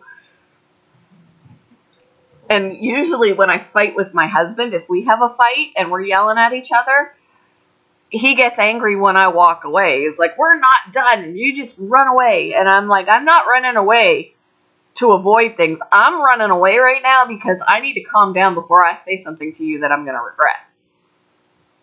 That's when things happen that you can't take back. Things are said that you can't take back. So I would rather leave the situation and calm down first and have some time to think. Because when you're fighting like that, you're not being open-minded to hear the other person. All you're doing at that point is thinking about what your response is going to be to what they say. And you're not open-minded. It's just a form of attack. You're thinking about a way to attack back. And rather than doing that, I distance myself from it so that I can think more clearly. Exactly. So it is like a pet peeve of his when we're in the middle of an argument for me to leave the situation. I'll go upstairs and shut the door, and he gets mad. I've left the house to go for a walk. He gets mad, but I have to do that, or we're just going to continue shouting at each other, and nothing is going to improve. It's just going to get worse because we say things that we regret.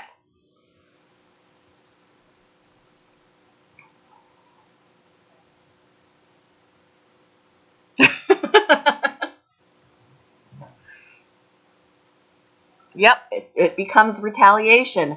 The whole thing is about waiting for that other person to stop shouting so you could say something back to make something their fault. It's not your fault, it's their fault, and it's always an attack. And it's not helping anything. So that's what I do with my reaction when, if I feel like I'm being attacked, yes, exactly, and no one wins. And then everybody's hurt. And it just doesn't accomplish anything. So I walk away, whether it annoys him or not. let him be annoyed. It'll give him time to think too. If I leave and give myself time to calm down, it also gives him time to calm down, even if it wasn't his idea. Because, we've had some blowouts. We've had some yelling blowouts. And the best thing to do is to get away from it and think things through. It's always the woman's fault, even if they're right.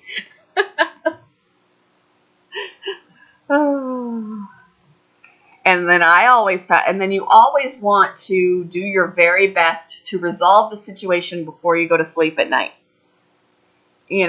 First off, you don't sleep well when things are rough like that, but you never know if the other person's going to wake up in the morning.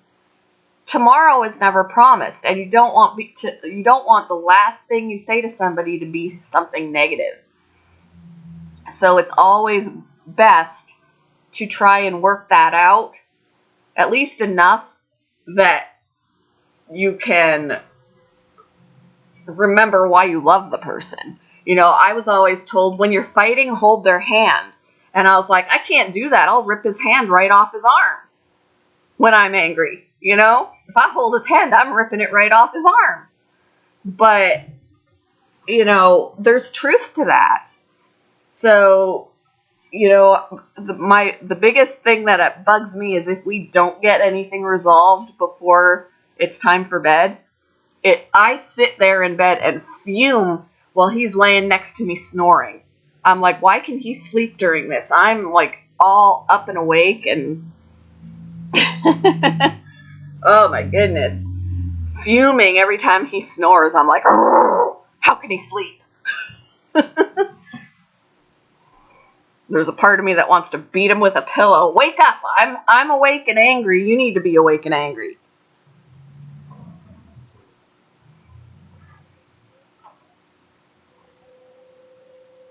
But yeah, I laughed my head off when somebody said, when you're fighting, when you're fighting, hold his hand or her hand, because you're not as angry when you have that physical touch. But I was like, oh, I could be just as angry. I'm just going to rip his hand off. Going to dislocate that wrist.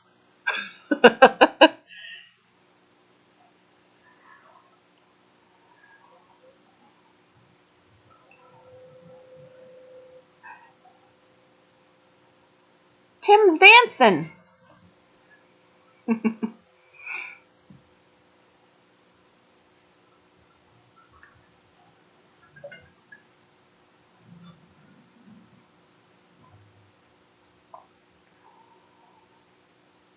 That's good, Barry.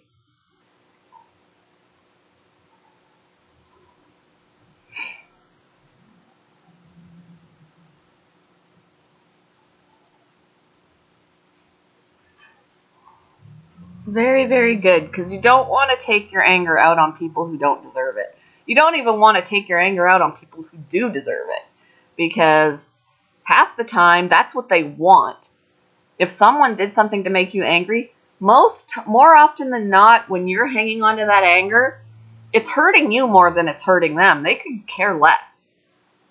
Or they couldn't care less. That's the term. You're losing sleep at night being angry about something while they're going on with their life. So when I was actually going through my divorce, I went to counseling, and I was upset and I was angry and I was this and I was that. And my counselor told me to take back the remote control. Do not let my husband or my ex-husband have control of my emotions. Take that back. Because all those feelings I was hanging on to because of what he was saying or because of what he was doing was controlling me and how I was feeling, and he was sleeping like a baby at night. So it was a lot easier for me to go through it when I thought about it more like that. Like, don't let what he is saying and doing dictate how I am going to respond.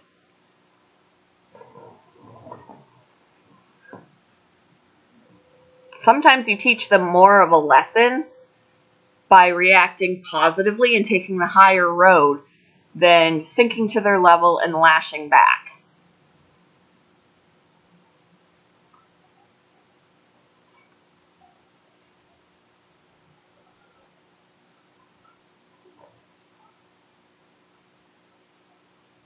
Sleep with one eye open. Yes, it is. It is. I slept better once it was difficult, but, to be like, you know what? This is the way he's acting. I just need to accept this. I am not going to let him dictate how I respond. I am not going to hang on to this anger. That's why forgiveness is so important. And I'll never forget this quote. I've kind of paraphrased it because I don't know the exact wording anymore. But basically, and I'm sure a lot of you have heard this, holding on to anger and not being forgiving is like drinking poison, like you drinking poison and hoping it kills the other person. It doesn't work like that. It's going to hurt you more than it hurts them.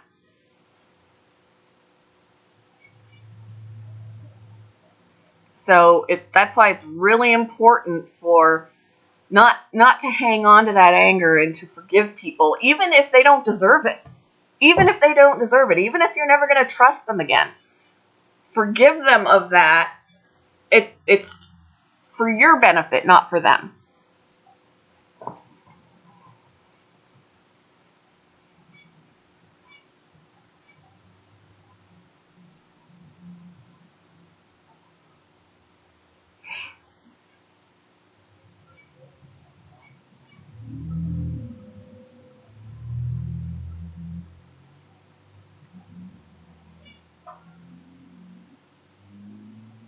Yep. Yep. See, Barry, in a way, I was a mother to you right there. That was my way of sending you to your room. Blocking you for a little while. Sent you to your room.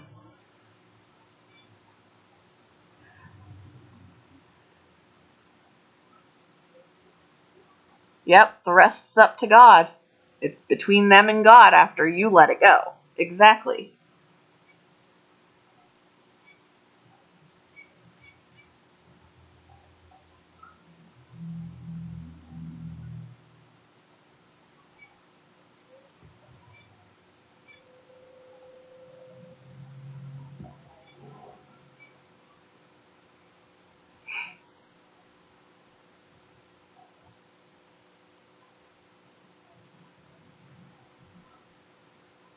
I feel like I've turned this into a counseling stream. Relationship counseling. But it's important stuff. I mean, in order to live in this world, we need to learn how to coexist. And we're going to always run into people that rub us the wrong way, and we need to respond appropriately, or we're going to have miserable lives. Let's talk about nachos. Yep. Let it go, let it go. I am way off key.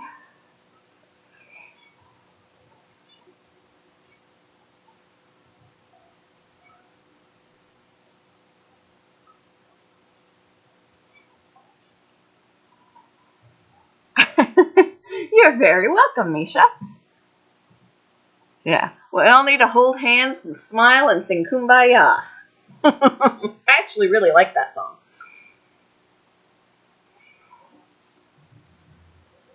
I used to know how to play it on a recorder.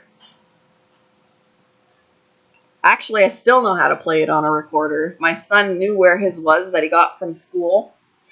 I still know how to play it. All right, average girl. It's good to see ya. Pizza sounds good. I wonder if my husband would order pizza when he gets home from work. He's been out of town since Wednesday. Maybe he'll come home and be like, let's have pizza for dinner and order some pizza. That would be awesome. I'm not holding my hub yet.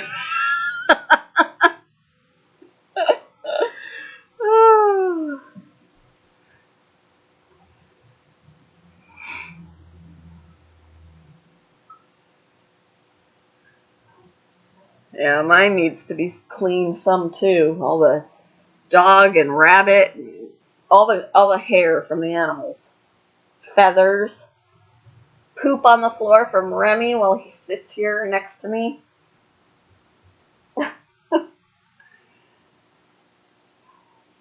Of course.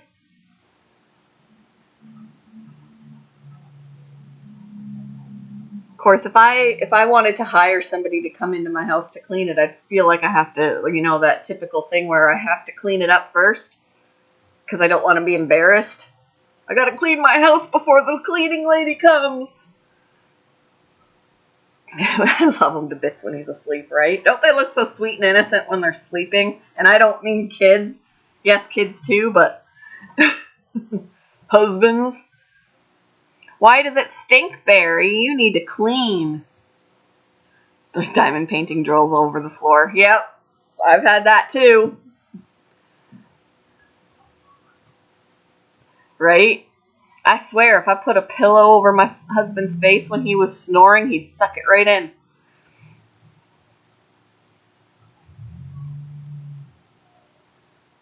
If we go on a vacation and we are in a hotel room, my son has to wear earplugs because he's like, how do you sleep? And I'm like, I'm used to it.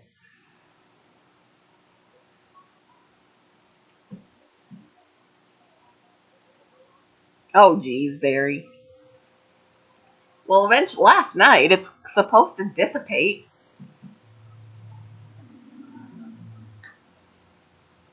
Aw, I'm sorry, bud. Sometimes it's hard. Sometimes it's hard because that's what I expected from my marriage, and I was only married to him for like 6 years before he cheated on me, and we ended up getting a divorce. This marriage that I'm in now, May will be 11 years for us, but it hasn't been smooth sailing either. It's just, it's a lot better than my first one was, but it can be really difficult. And I was raised to, divorce is not an option. And the only reason why we got divorced was because he cheated on me. And that's the one thing in the Bible that God permits divorce for. Or if, you're in a relationship with a non-believer and they want to leave, let them leave, kind of a thing. But for a believer, your one way out without sinning is infidelity.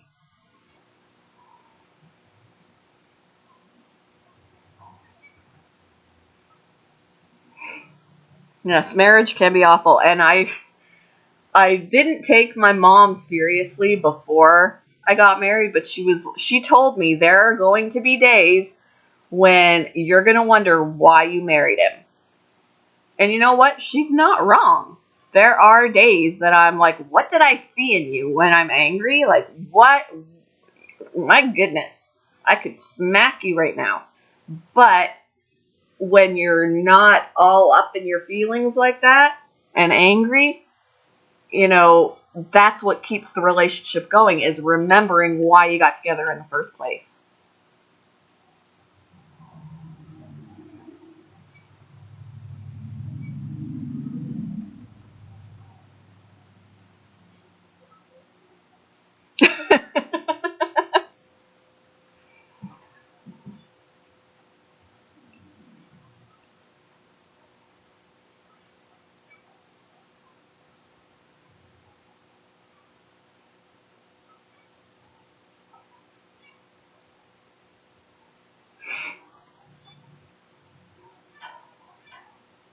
And my parents have been married they got married when they were 19 and they're still together.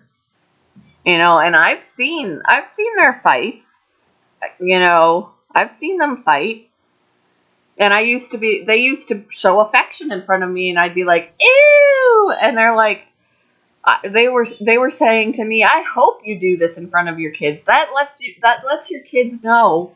You obviously want to have some privacy, but it allows your kids to know what marriage is.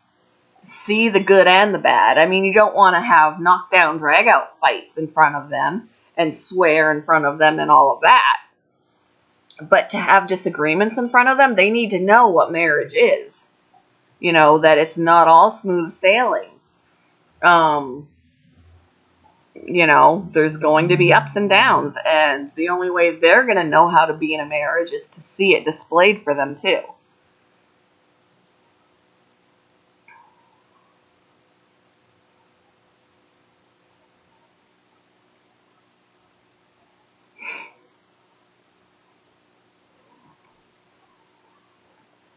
It'll happen for you, Barry. I didn't have my first serious boyfriend until I was 18. So you're only 17. Give it time. Give it time.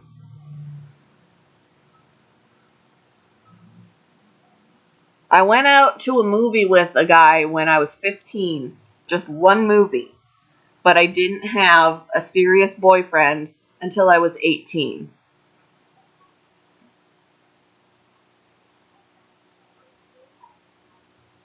And sometimes it's not all it's cracked up to be dating when you're that young. There was a guy in my high school that was considered to be very popular, good-looking, popular guy, whatever, dating all the time. But guess what? I got married before he did. He was still single. You know, it's not always, it's not always meaning that they're the better person or that they're a better catch just because they're dating sooner than you.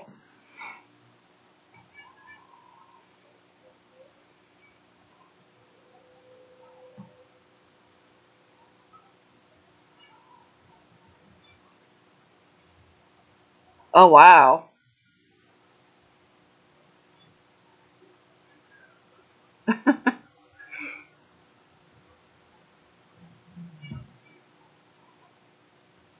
I was the same way, Barry. I was scared of my own shadow back then. So talking to boys was terrifying to me when I was that young.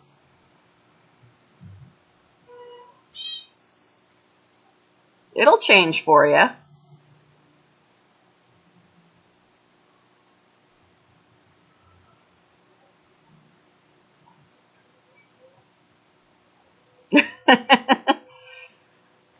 You tend to have more money when you're single, too, because you don't have to spend all your money on the other person. It's not necessarily easier, Barry. Not necessarily.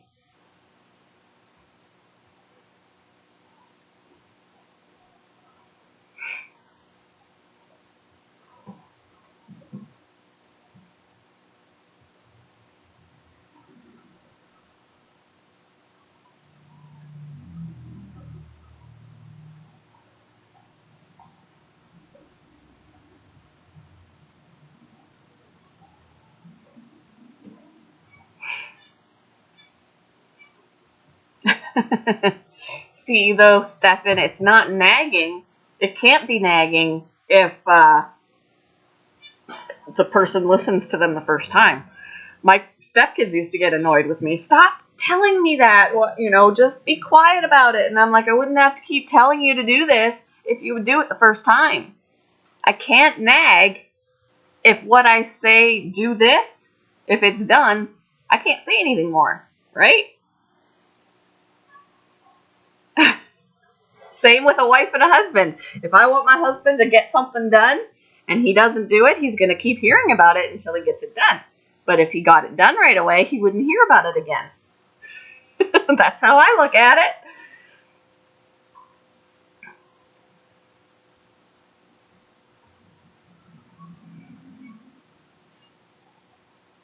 A cheese fountain. That's where you and my son are very much alike. He loves cheese.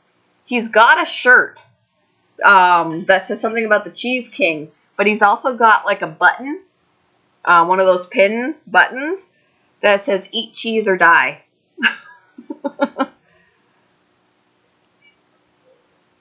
Yes, that's the only reason why I don't regret my first marriage. It was tough. A lot of stuff about it I hated, and I hate that I'm still having to be linked to him because of my son. But I do have my son out of that, and I wouldn't trade him for the world. I would do it again just because I would have my son.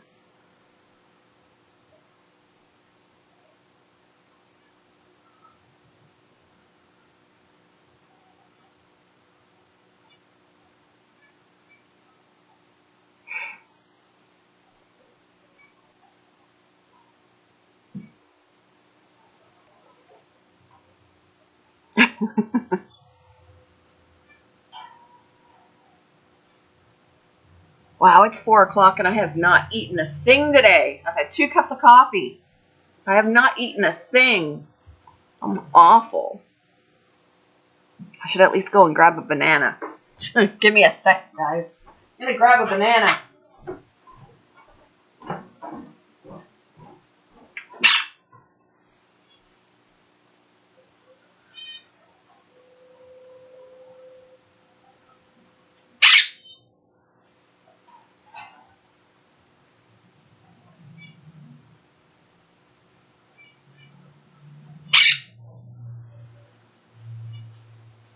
Did I walk away, Remy? Of course, Remy started talking because I walked away. Get me a banana. Do you want a piece of banana, Remy? Here. Good. He likes banana. Is that good stuff? Yummy.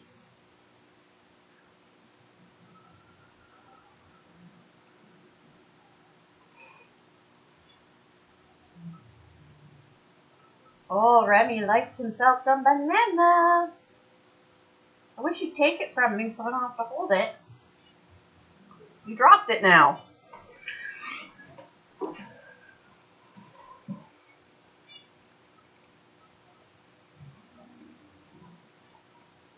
Misha's leaving. All right, bye, Misha. Have a good day.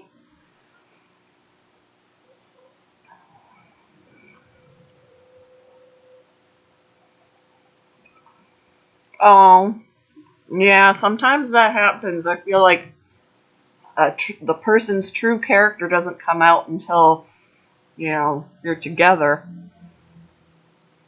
all the time.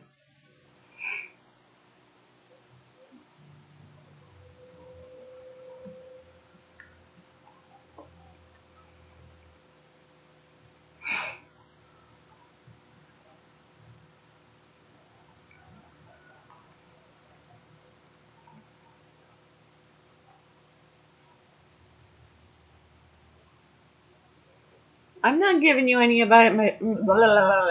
Can't talk. I'm not giving you any of my banana. This is the only thing I've eaten all day. I need this banana.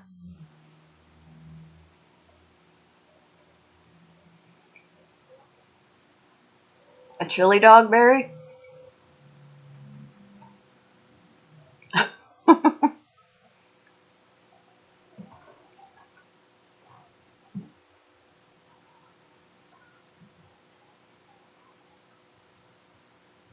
I'm only guessing. Ooh, fruit salad. I love me some fruit salad. I also like regular salads. Like sometimes for dinner we'll just get like big bags of romaine lettuce and throw some nuts in there and some cheese and some bacon bits and some tomatoes or whatever and make a put some like strips of chicken in there and just have a ginormous salad. I love it.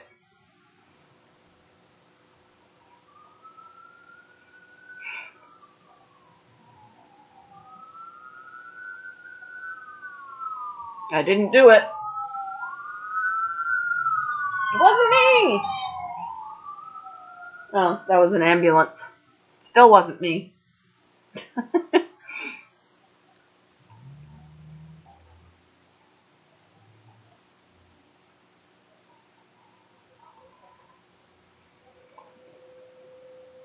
Oh, everything sounds good except for the pineapple. I'm not crazy about pineapple. Kiwi, blueberries, strawberries, grapes. Yep. throw them in. Watermelon, honeydew, cantaloupe. Put all that in my fruit salad. Just not pineapple.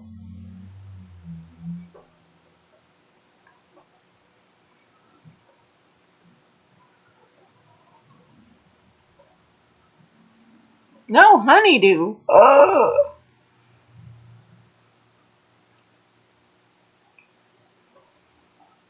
For shame.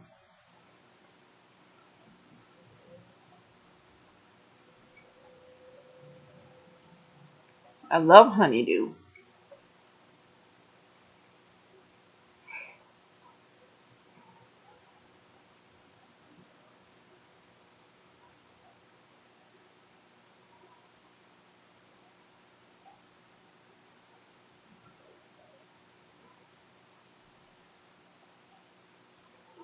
Keep dropping the banana pieces, Goon. Stop dropping them. Look, right there. Honeydew melon? Oh, honeydew melon is yum. Let me see if I can find a picture.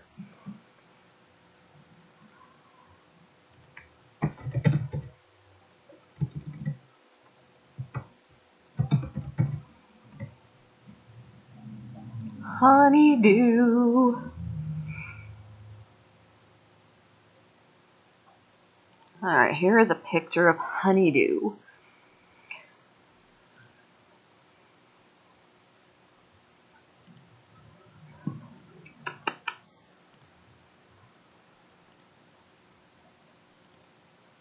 Put it up here in a second. Fruit. Doop, doop, doo, doo, doo. Alright, there is honeydew. This is honeydew melon. So you cut it up, you cut the skin off, hollow out the seeds, and it's yummy, yummy, yummy. Yummy, yummy, yummy. That there, honeydew melon. You see it? Mmm. Good stuff, good stuff.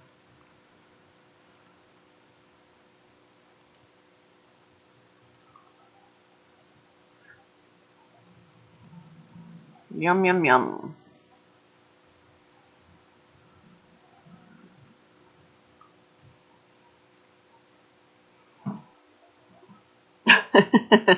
Oh, berry. Now, khaki fruit, I don't know. I don't know what that is. Cauliflower cheese? Get your honeydew out of my fruit salad. Oh, kiwi. Yes. I love me some kiwi.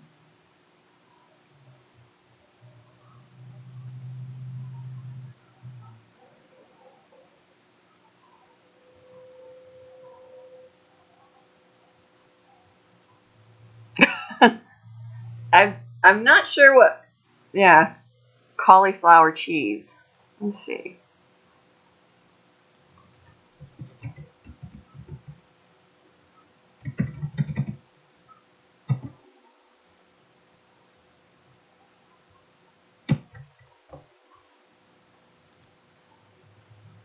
Oh, interesting. So it's a real cheese. Like, it's a cheese. I've never heard of. Or wait, is it just? I don't know. What I'm looking at looks like cauliflower with cheese melted on it.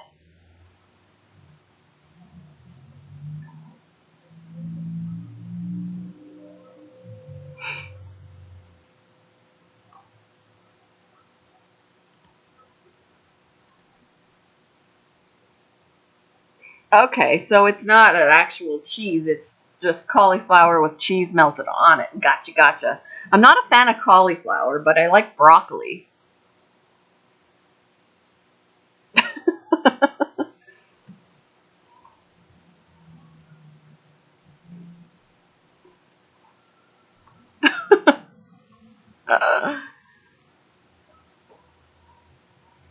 Ooh, But I may be willing to try a cauliflower cheese fritter. Ooh, it looks like it's like cauliflower with cheese, with cheese and then deep fried in a batter. Oh my gosh. I'm going to throw away my banana peel here.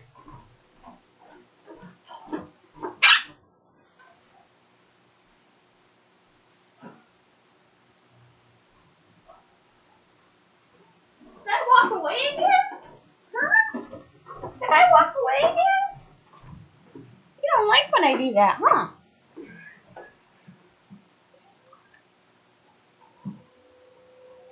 Spaghetti salad?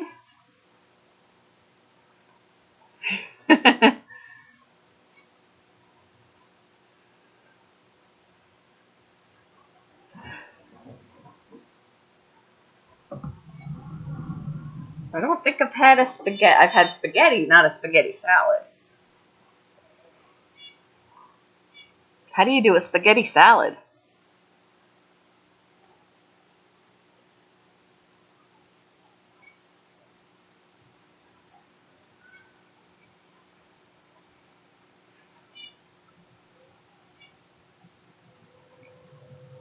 Oh my gosh, 11 chili dogs. I'd be sick. I would have them. I didn't do it.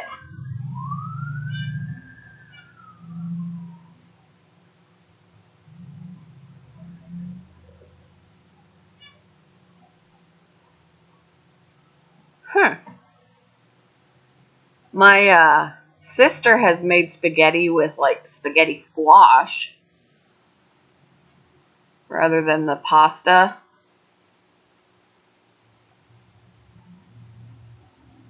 Not quite sure how I'd feel about having spaghetti squash.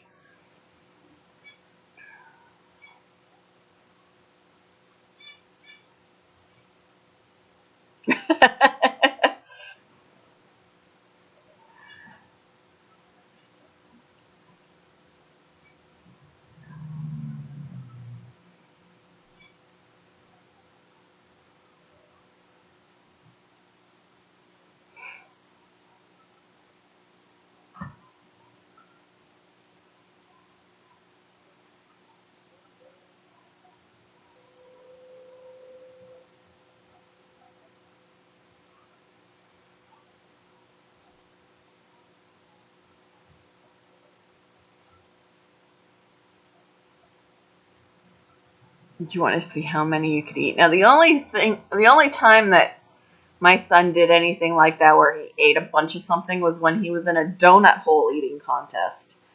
And he ate, I think it was 20 or 22 donut holes in 2 minutes.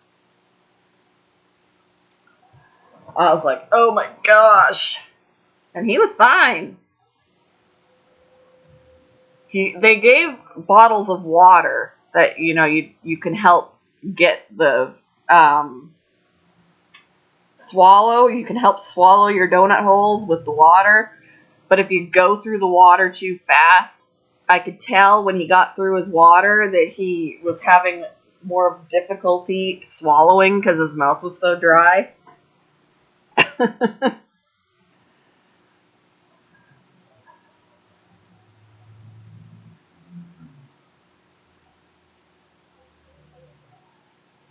Donut holes. Like the little round donuts. He ate 22.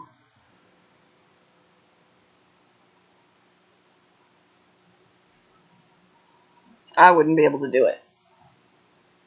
And that year, I think he won. Or it might have been the year after that he won. And he got a donut hole eating contest t-shirt. And they were just like the plain donut holes. What's doing? What's he doing?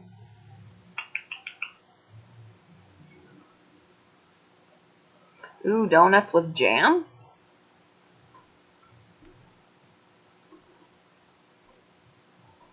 In Canada, they have a thing called Persians. I'm sure that Nana would know about those. I don't get to have them anymore since I'm not living in Canada at this point. But when I go and visit my family, we have Persians, and they're just basically like a large donut with like a icing on it, like a different kind of icing than what normal donuts would have. And oh, they're good. They're good, and they're big. I'm originally from Canada. I was born and raised there, and then I moved to the U.S. when I first got married. And my family is all still in Canada. So I get back to Canada every year to visit for about a week or whatever. And then my parents will come here for a few days to visit as well. But then in the summer, I go for about a week. But I'm living in Indiana. I'm about, give or take, about 4 hours from Nana.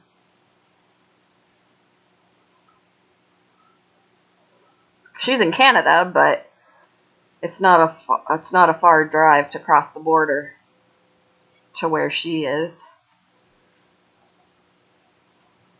My parents live further from me. It's about a 16-hour drive, and we do drive. It takes about 16 hours to drive from where I am to my parents. But I love road trips. And usually the last couple of times I did all the driving, I just went me and my son because my husband had to work. And my son doesn't drive yet. He's got his learner's permit, but he couldn't share in the driving. But we always split it up. And we'll drive the first half of the trip the first day and then spend the night at a hotel and then drive the rest of the way the next day. And it makes it a lot more bearable.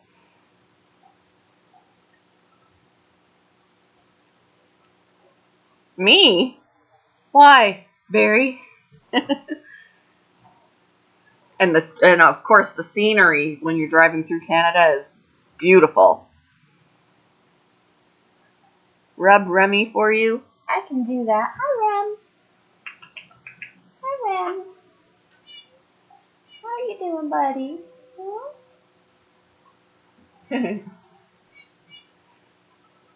You want a chili dog? I didn't make you want a chili dog. We weren't talking about those. That's your own doing. The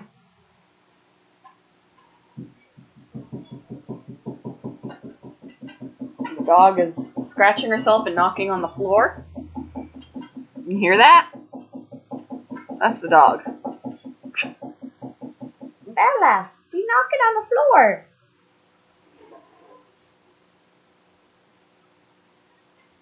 Yes.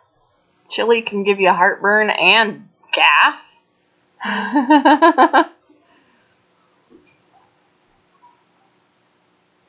It's probably why your room stinks, Barry.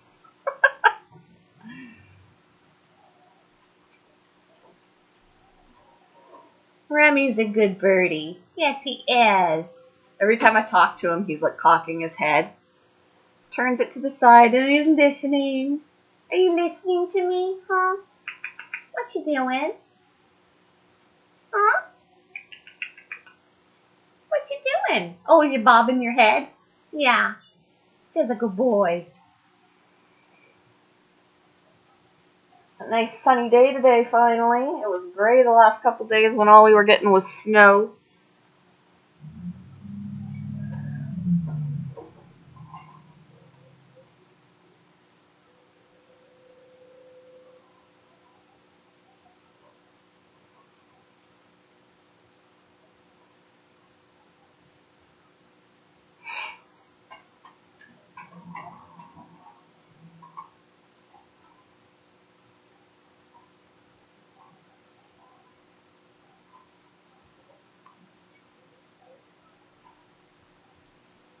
It's because he's always jealous.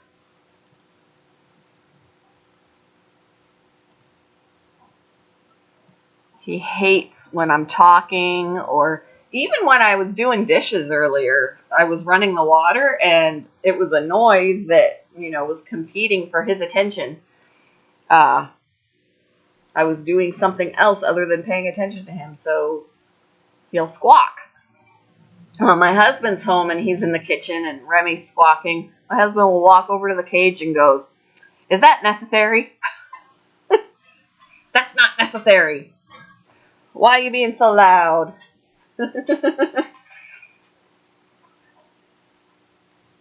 Mmm. I like my favorite cheesecake is chocolate. It has to be chocolate cheesecake. What you doing, Rem? Huh? What are you doing? What are you doing? Yes, he's so mistreated. We have lives, don't we? He's like a little kid. Pay attention to me. Pay attention to me. And you do. You have to spend time with him a little bit every day. You can't just leave them in the cage like other birds, like a finch or a canary that are happy to be left alone and do their own thing. Nope. You gotta pay attention to him. Gotta talk to him, spend some time with him. Just like a child. Right? Right, Remy? Yeah. You know I'm talking about you. Yes, you do.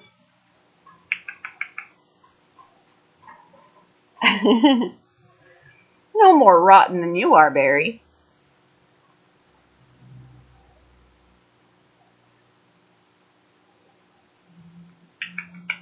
What you doing? Huh? What you doing up there? The good boy? Hello? Hello?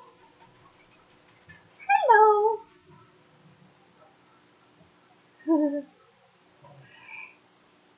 He's greener.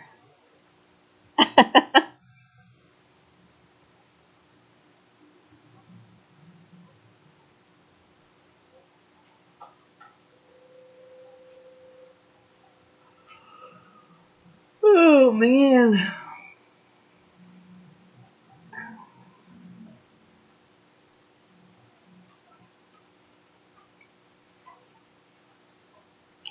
I actually am too, Barry. It's been about almost 2.5 hours. My husband will be home soon, and like I said, he's been gone since Wednesday morning. So I need to get some other stuff done. You miss Oscar. You thought Oscar was just as much a pest. But yeah, I gotta get some stuff done. At least the dishes are done for when he gets here. But I need to do another bonding session with the bunnies, and so it's about that time to get going. So I am gonna go ahead and wrap things up. He was a cool fish. I do miss him.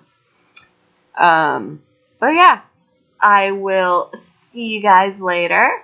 Hope you all have a great day, and yeah, I will talk with you later. Bye, guys.